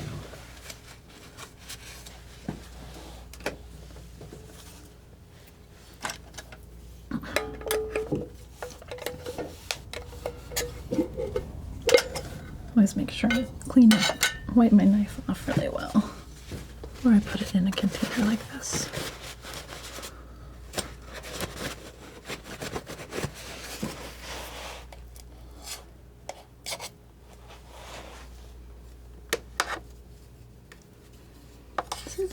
stuff in the back over here, but it's actually always kind of hard to get to. And then I end up mixing it into my other colors, so having it stay spaced out is kind of good. Alright, so making a little bit more yellow-green, pretty saturated. Actually not going to add any white to that, just going to add some wax. And is that going to be bright enough? It's saturated. I want it lighter. Maybe I'll just do some unbleached titanium. It might be, there's some colors that you just can't mix that don't. You sometimes have to just get close and kind of settle, but I always try anyway. This might be a tough one. Might be kind of just a screen only green.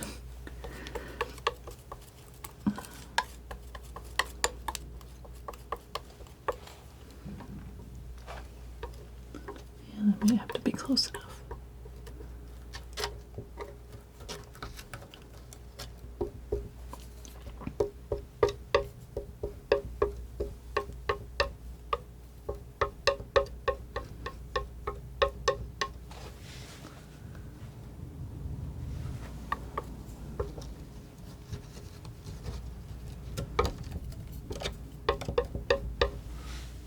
Okay.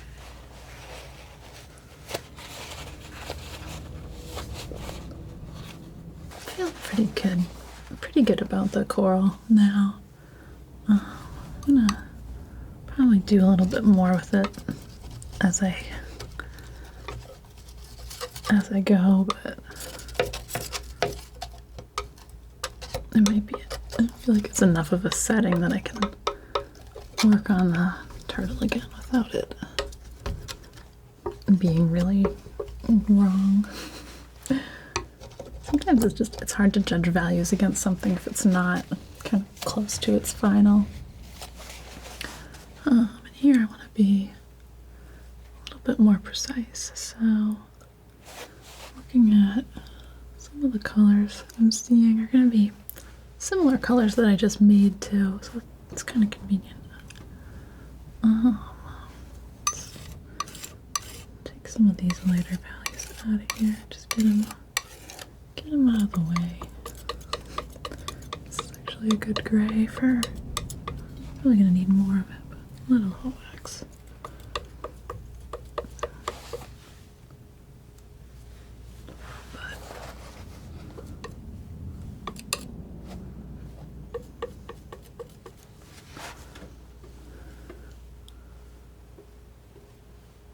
So light there. Okay, so that's actually way too light. Ooh, this in. It's pretty warm.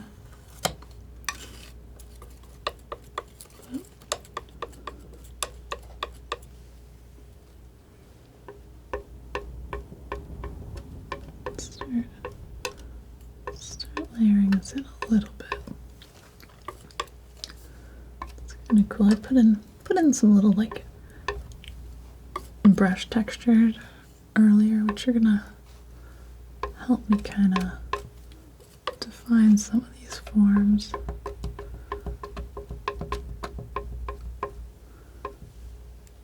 and get this sort of arm shape.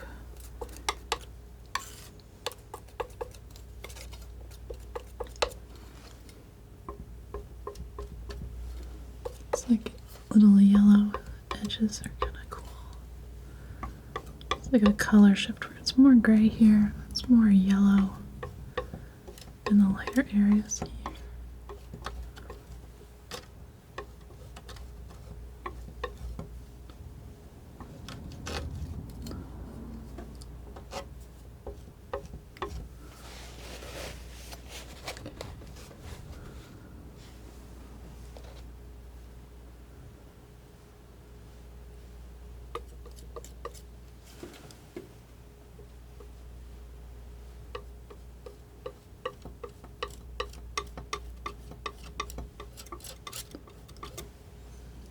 bit more blue. Take just a tiny bit of Zephyr's blue. And, oh no. I just saw myself do that. I think. Or it's been there for a little while. Alright, so blue.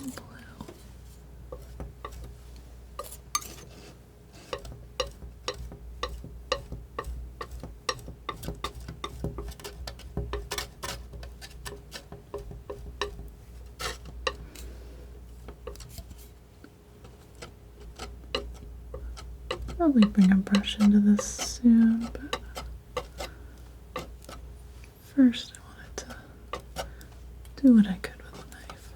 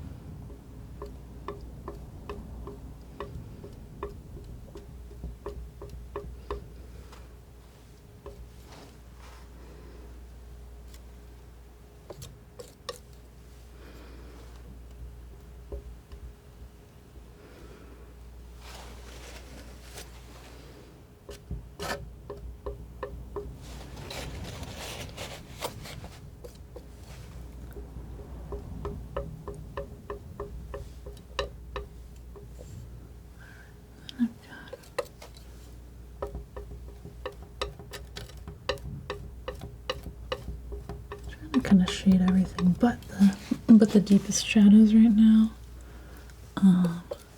Just bring them a little bit lighter, bring in a little bit more color.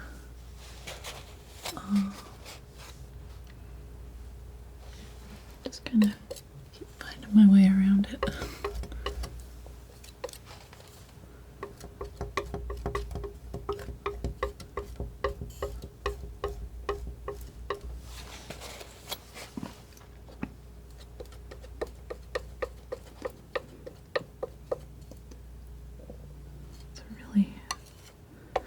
Looks like, but it's dark. I'm gonna keep reminding myself.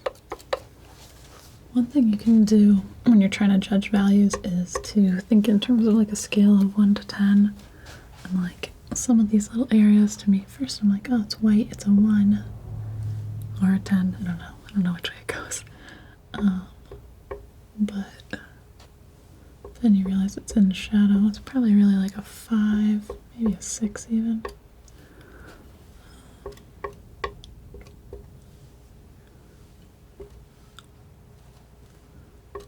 Kind of a light area though. Okay. Similarly, this little edge right where he meets the water. It's kind of got the same thing. Actually, zoom in. My reference image is always on an iPad, so I usually leave it in one place, but sometimes it's good to zoom in a little. Okay, so I've actually got a little bit of warm light right here too on the top.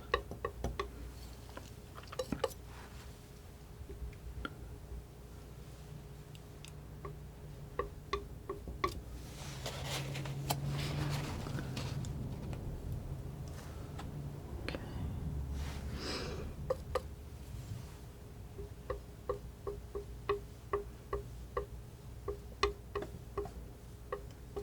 Getting a little texture.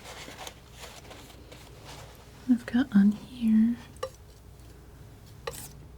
a very white edge right here. This fin. And I've got some really dark spots. Okay, its eye. Take a brush for that.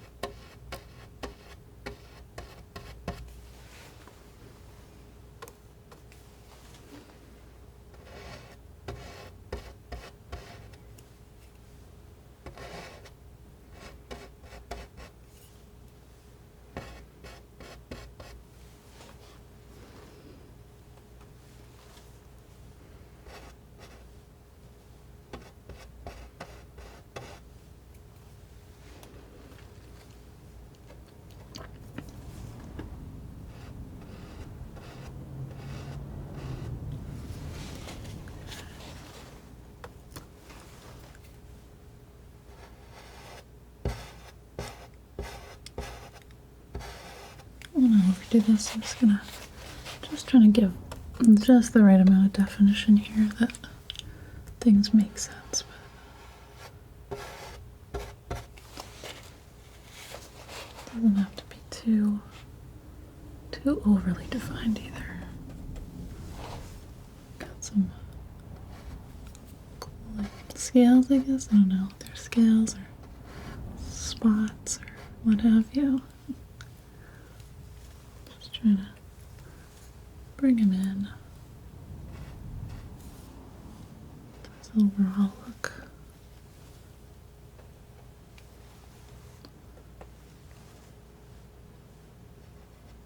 Wonder if they're like tigers or other animals, or everyone has individual markings. Wonder if they're just the same. Probably not. Probably similar. Probably all different. Okay. That might be about the right amount of detail there. Maybe just a little bright spot on the side of this eye. Maybe that's about right.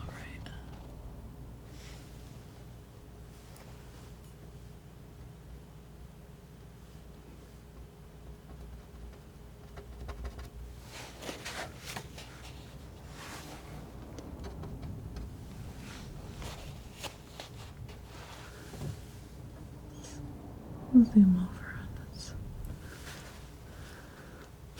armpit area, I guess. See, there's a little bit going on here that's interesting too. Gonna just try and get some of these shapes in.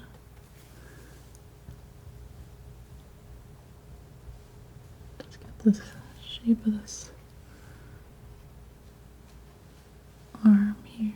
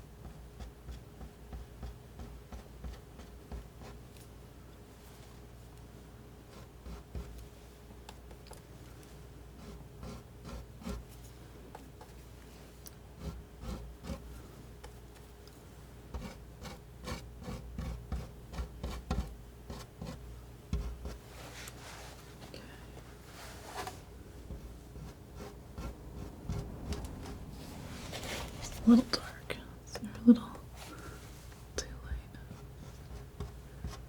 See some of these warmer red tones here.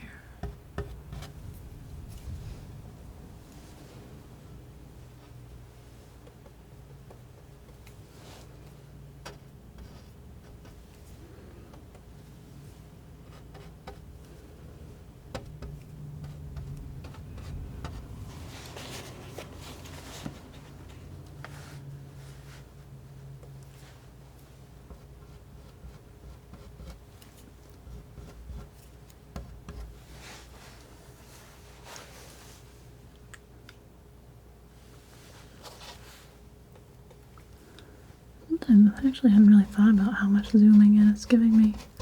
It's giving me a little bit more information as to like how some of these shapes are working together.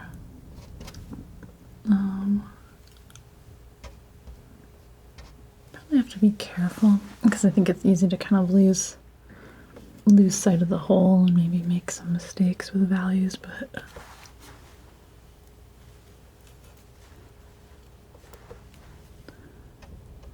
maybe it's something interesting too.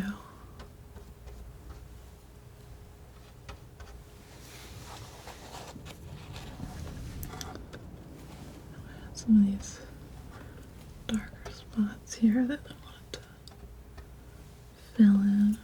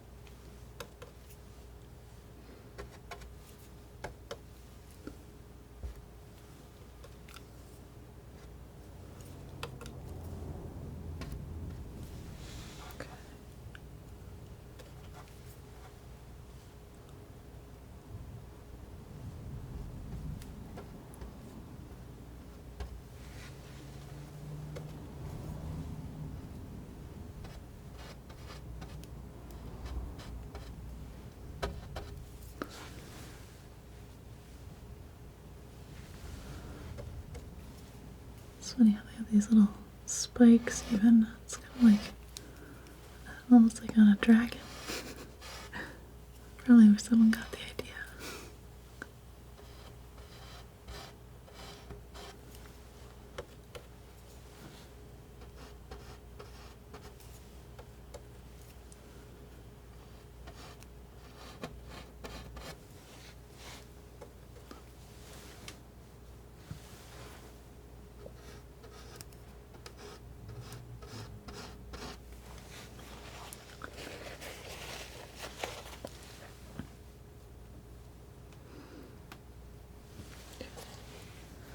The end of this shell has a couple little spikes too.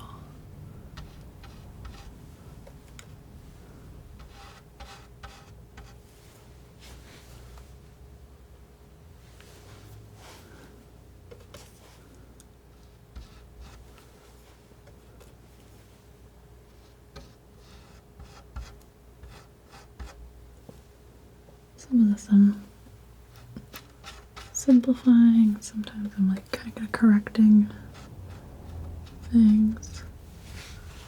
It's pretty good.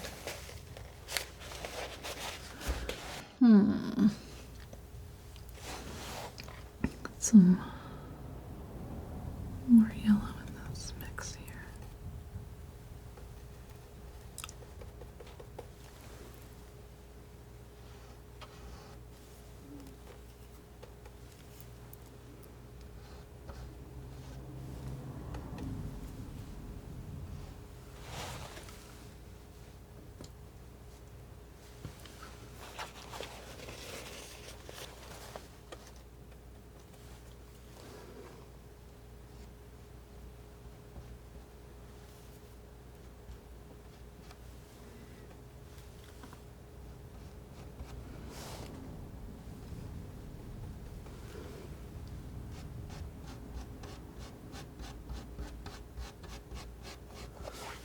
Zoom out on that. Let's see. Oops.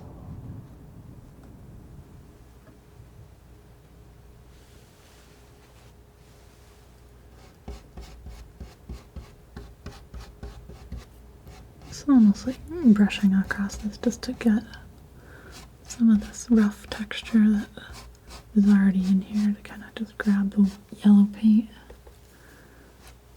Just makes it extra lit up, I guess. Okay.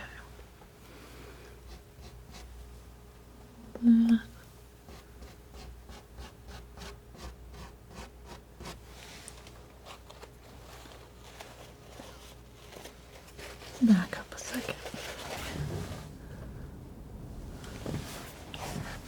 I like it a lot. I think it's coming along. I might want to take another little break and think about what else it needs, because I don't want to overdo it, but I still feel like there are some things that could be good.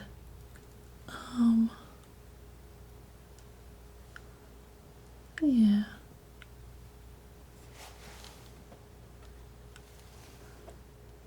This edge is a little bit harsh right now. Could even fade to this light a little bit more.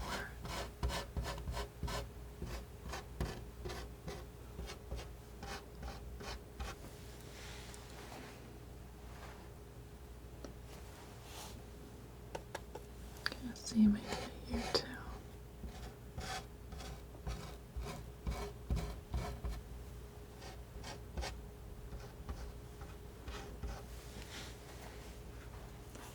All right. Yeah, I'll be back in a few. All right. And I'm back again.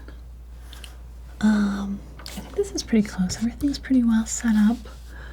I think the last thing that I want to do is take a little bit of time and add some of the smaller life forms that I'm seeing in the image. I do think I might move them around a little bit just to change the flow of the composition a little bit. But there are some sort of small fish all around, a little squid, and there's actually another turtle in the background, but I think I'm gonna leave him out maybe. But yeah, I'll probably zoom in a bit just to get a little bit more information from some of these, like these little tiny fish that are here, but probably not quite in the right spot. So I was actually thinking about adding some little orange fish, and I didn't even realize that there are some in this picture. But they're kind of hidden in the little dark pockets here, so I'm going to bring them out a little bit more so that you can see them. It's actually really funny. I didn't realize they were here till just now, but I thought I could use some little orange fish. And I've got like these other little stripy ones. So I don't know, we'll see. I'm going to just start sketching them in and filling in some details and just kind of make the whole reef feel a little bit more alive. More than just one lonely turtle here. And I'll probably do it, so yeah, I guess I'll just get into it.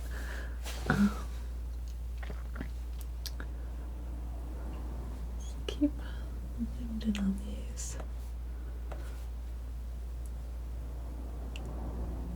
Yeah, cool. Alright, so I'm gonna mix up kind of a dark similar to some of these areas. It's gonna be pretty shadowy. Then I'm going to mix up an orange color, then maybe like a teal that's a little bit similar to this, and that will give me a lot of variation for kind of creating the different types of light that'll be hitting some of these foreground fish. I think I'll start with those, so I've been thinking about them the most. Okay, so yeah, first with a dark red-green. Add some wax to that.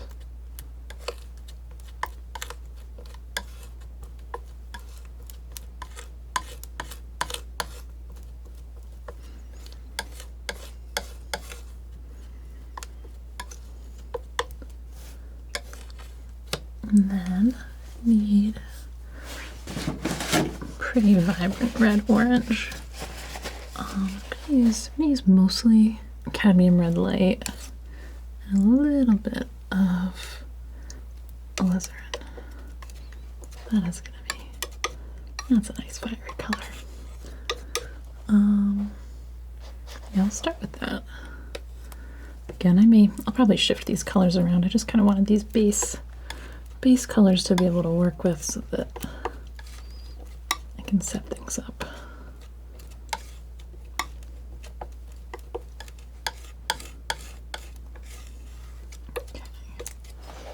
And then kind of a greeny teal color. Go Viridian, phthalo, a little white. We'll do the unbleached. Maybe not quite that much of it, actually.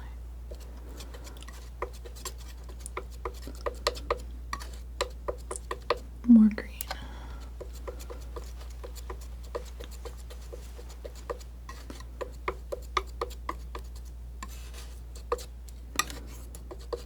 Even a little yellow. Yeah, that's about right, I think. Kind of thinking about this like my atmospheric perspective color. So as things get further away, they kind of tilt toward this light green. I'm gonna add a little bit more. I think that color's about right, but I think it could be a little lighter.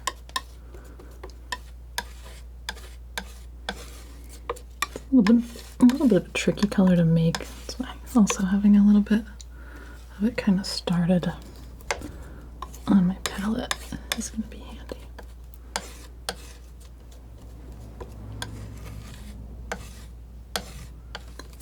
Okay.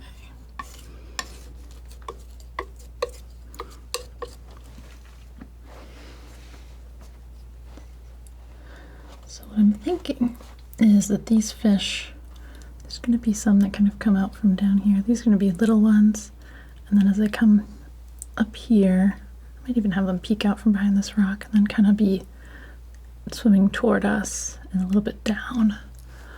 And I think these ones that are right here are going to be the brightest orange. And then here they're going to be a little darker, but with some little orange highlights. And then back here they're going to turn a little, they'll go like a little bit orange to green as they kind of get smaller and darker a little bit further away. That is the theory. So I am also going to put a little bit of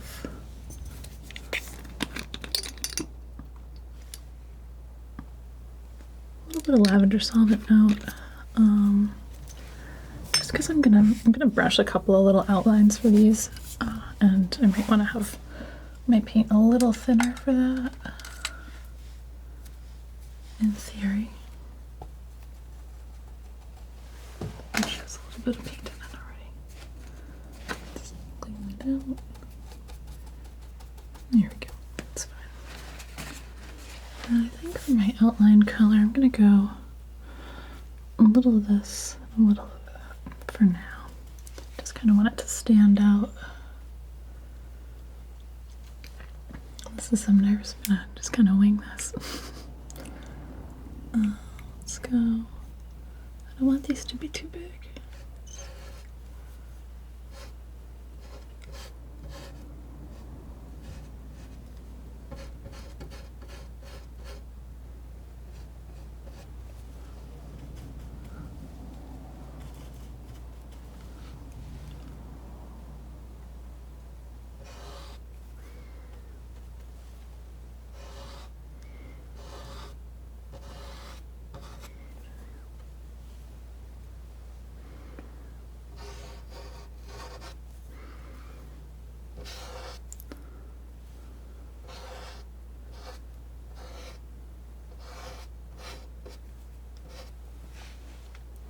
Good, okay.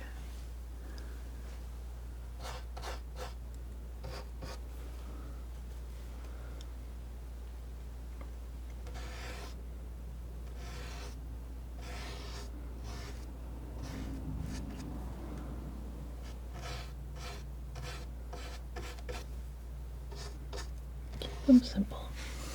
Just some simple fish. I like that. I like that they're getting bigger as they come closer together, though. Let's see. Maybe this one's not quite looking the same direction as the other ones.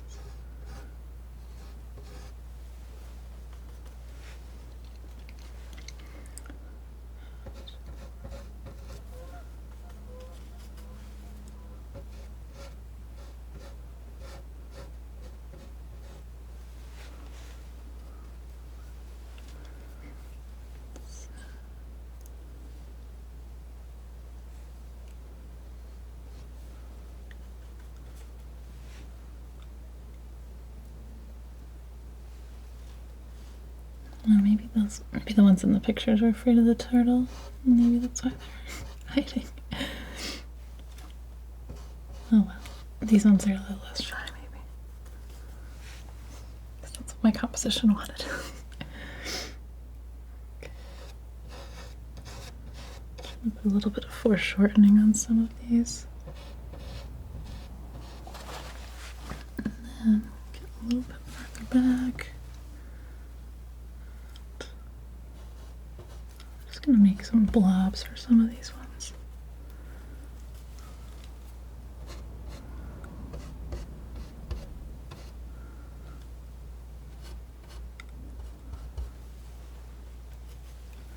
Not really doing any particular mass for these either, just kind of knowing that they should generally get bigger as they get closer. Trying to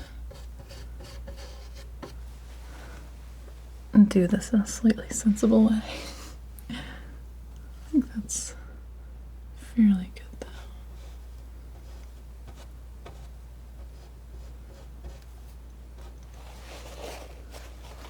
Pretty good.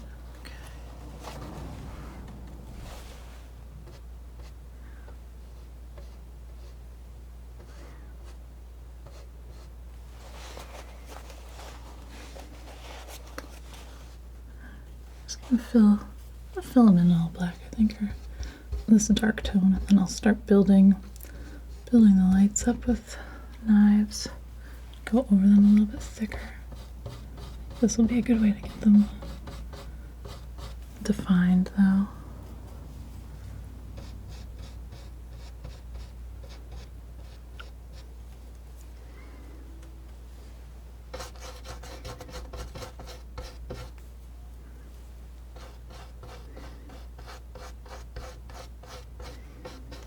And give them just a little bit more form. They're gonna have some of the texture from behind kind of in them anyway.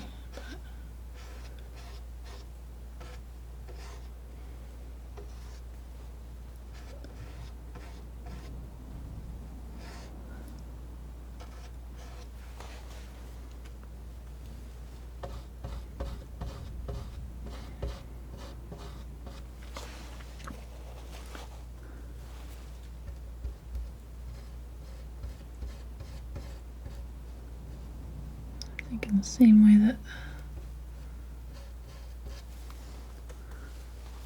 the turtle is kind of dark on a light background, we'll do kind of the same thing with these fish.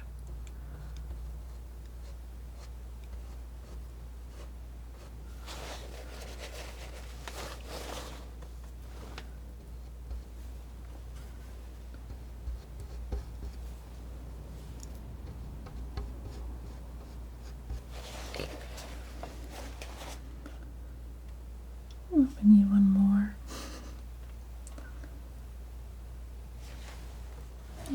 Maybe one overlaps this other one here.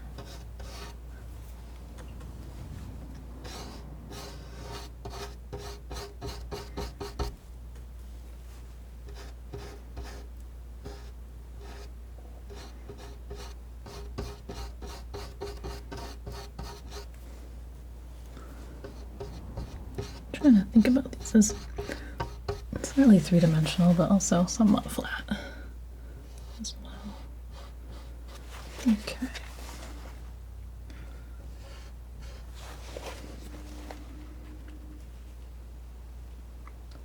That's fairly good. I'll do the outlines for the others as well.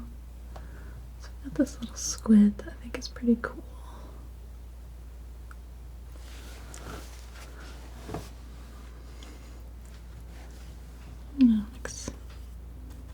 This one's going to be a little bit more toward the green, a little bit gray. Let's see, how do I want to do that? It's in a really weird spot in this picture. Maybe put him here.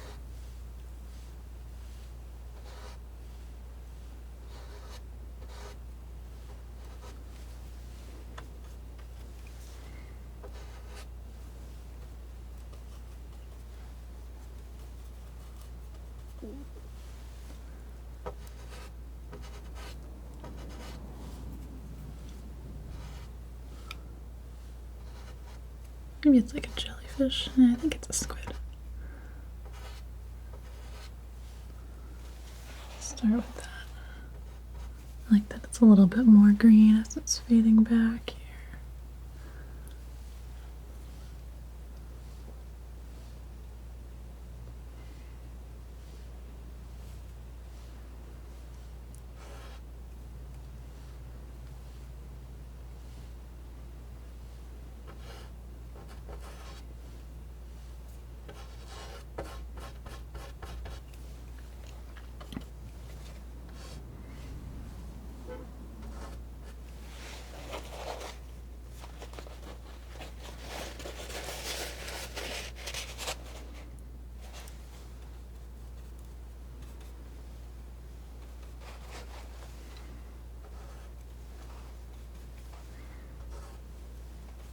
Decide to put that other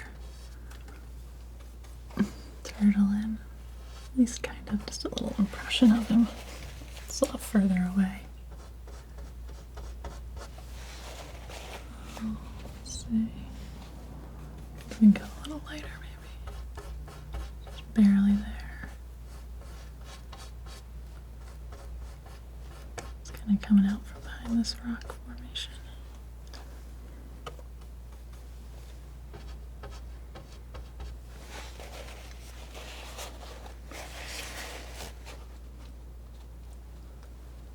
There's another little fish like up here. Kind of like that one.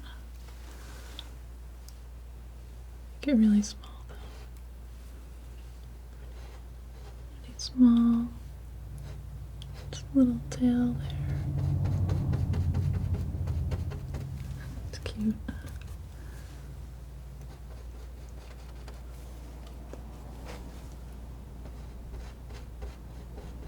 It's a little darker than the squid though, because it's closer.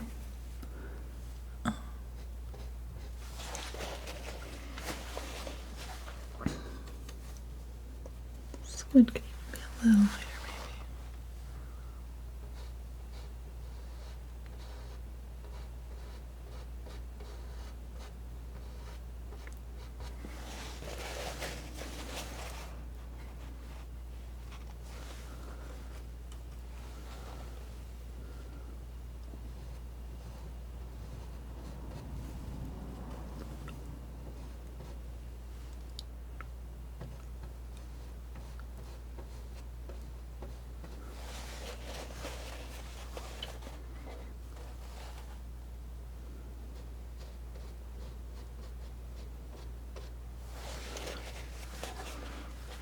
Okay.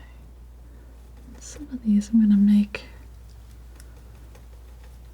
some kind of light highlights to go around. This one here is very light. Just a little, kind of catching the same light as the turtle. It's pretty good. Could be even, I think this one here. There's one more. That's pretty good. Okay. Let's see. I've got these ones that are darker. I've got this set here that's gonna have a little more light on it. Grabbing some of this yellow that I had made up.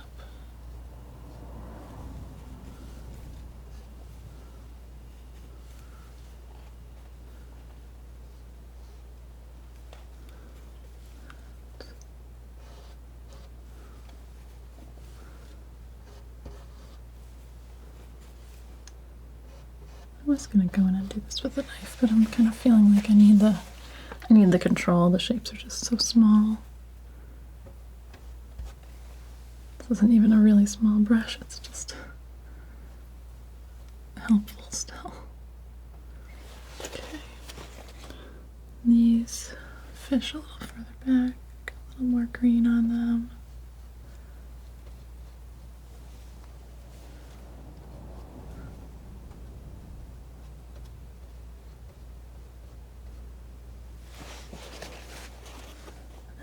come up here, start putting in some of this orange. Which, because I'm going over dark, it doesn't come out quite as bright as it is on my palette. If I wanted to get even brighter, I can use a knife, and if I want to, I could also let it dry a little bit too. That would help as well. We'll start here and decide where to go.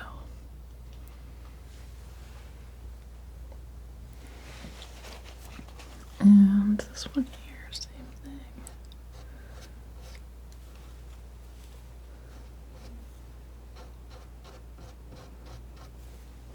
I'm kind of just making up the light on these, trying to think about them three-dimensionally though, so that I don't make them too flat.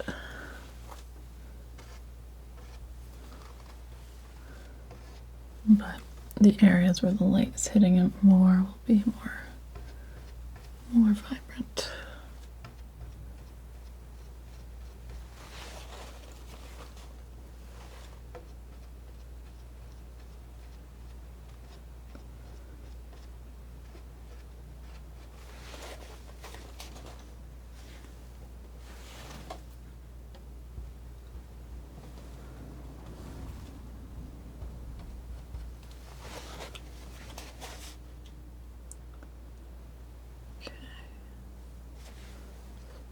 Good.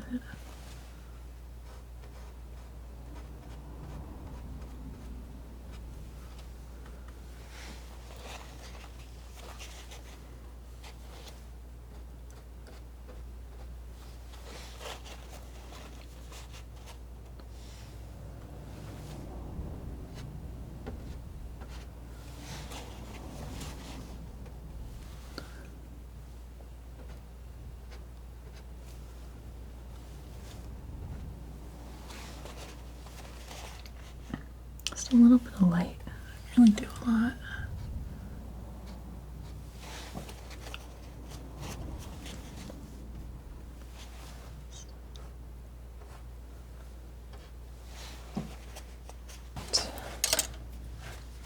That's pretty nice. I'm gonna add, let's see, I'm gonna make kind of an in-between orange, yellow color. Maybe even some of this.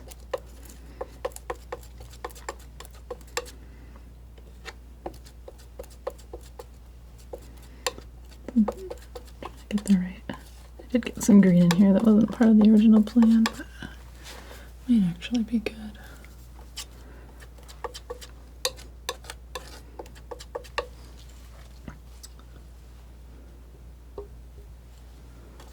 So I'm going to just kind of layer. I want to get some thick paint on some of these fish.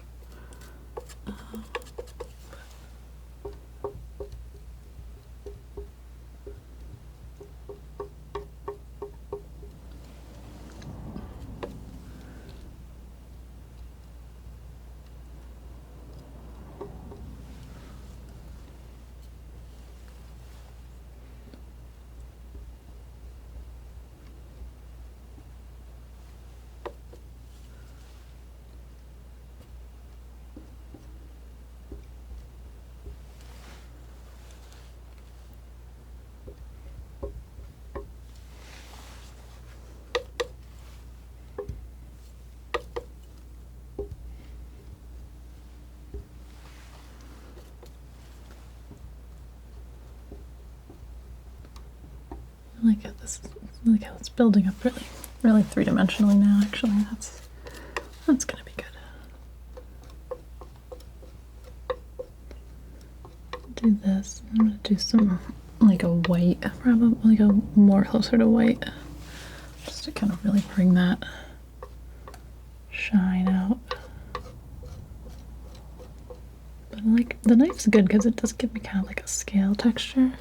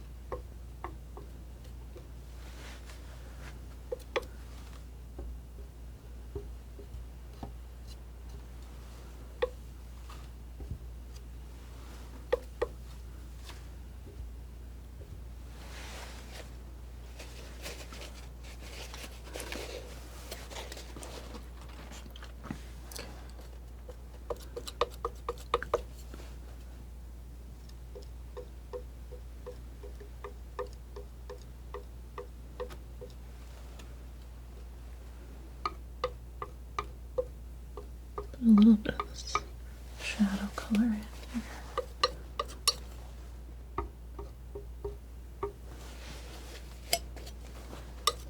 Just having a little look of a lot of light bouncing around is really good for it.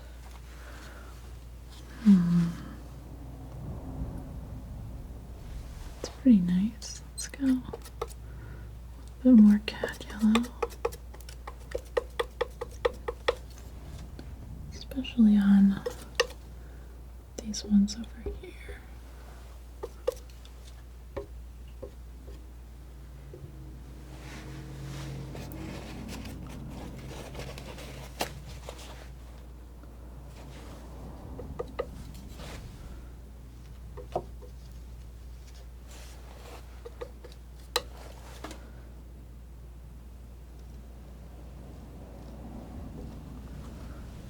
Pretty good. I like that fish a lot. The front one, he's got a good look. I want some of these to have a little bit more pronounced fins. This one in front here to me looks a little. Oh, that's good. Actually, scraping away a little bit there, and then dragging over it.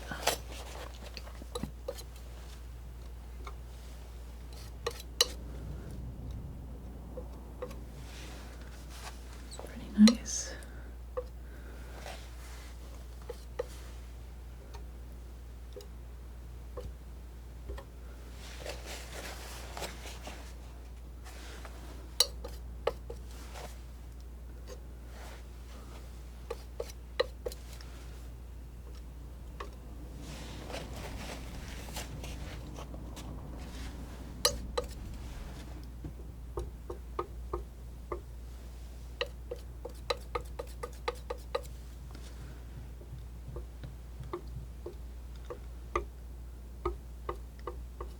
Warmed up those just a little.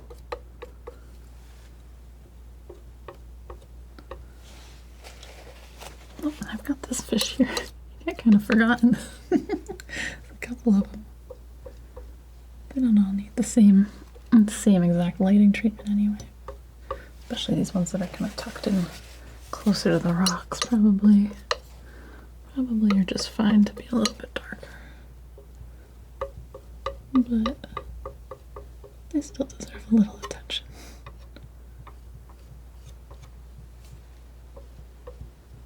I do feel like sometimes having the outline in there just helps you kind of know where to try to aim for your knife to be, especially when you're making stuff up like this.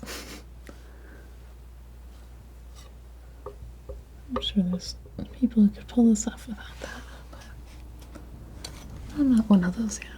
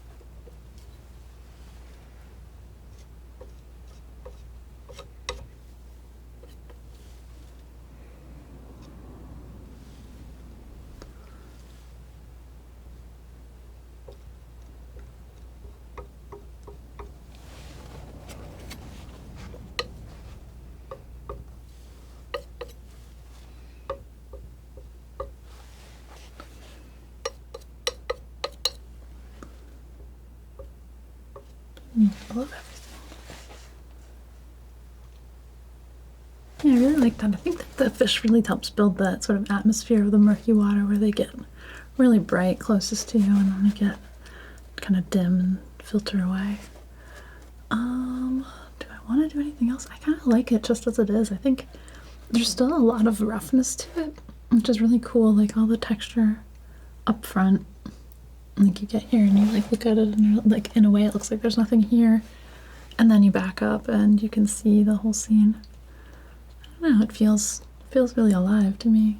So I don't know, I think I'm gonna leave this one here. I hope you've enjoyed it. let me know what you think. And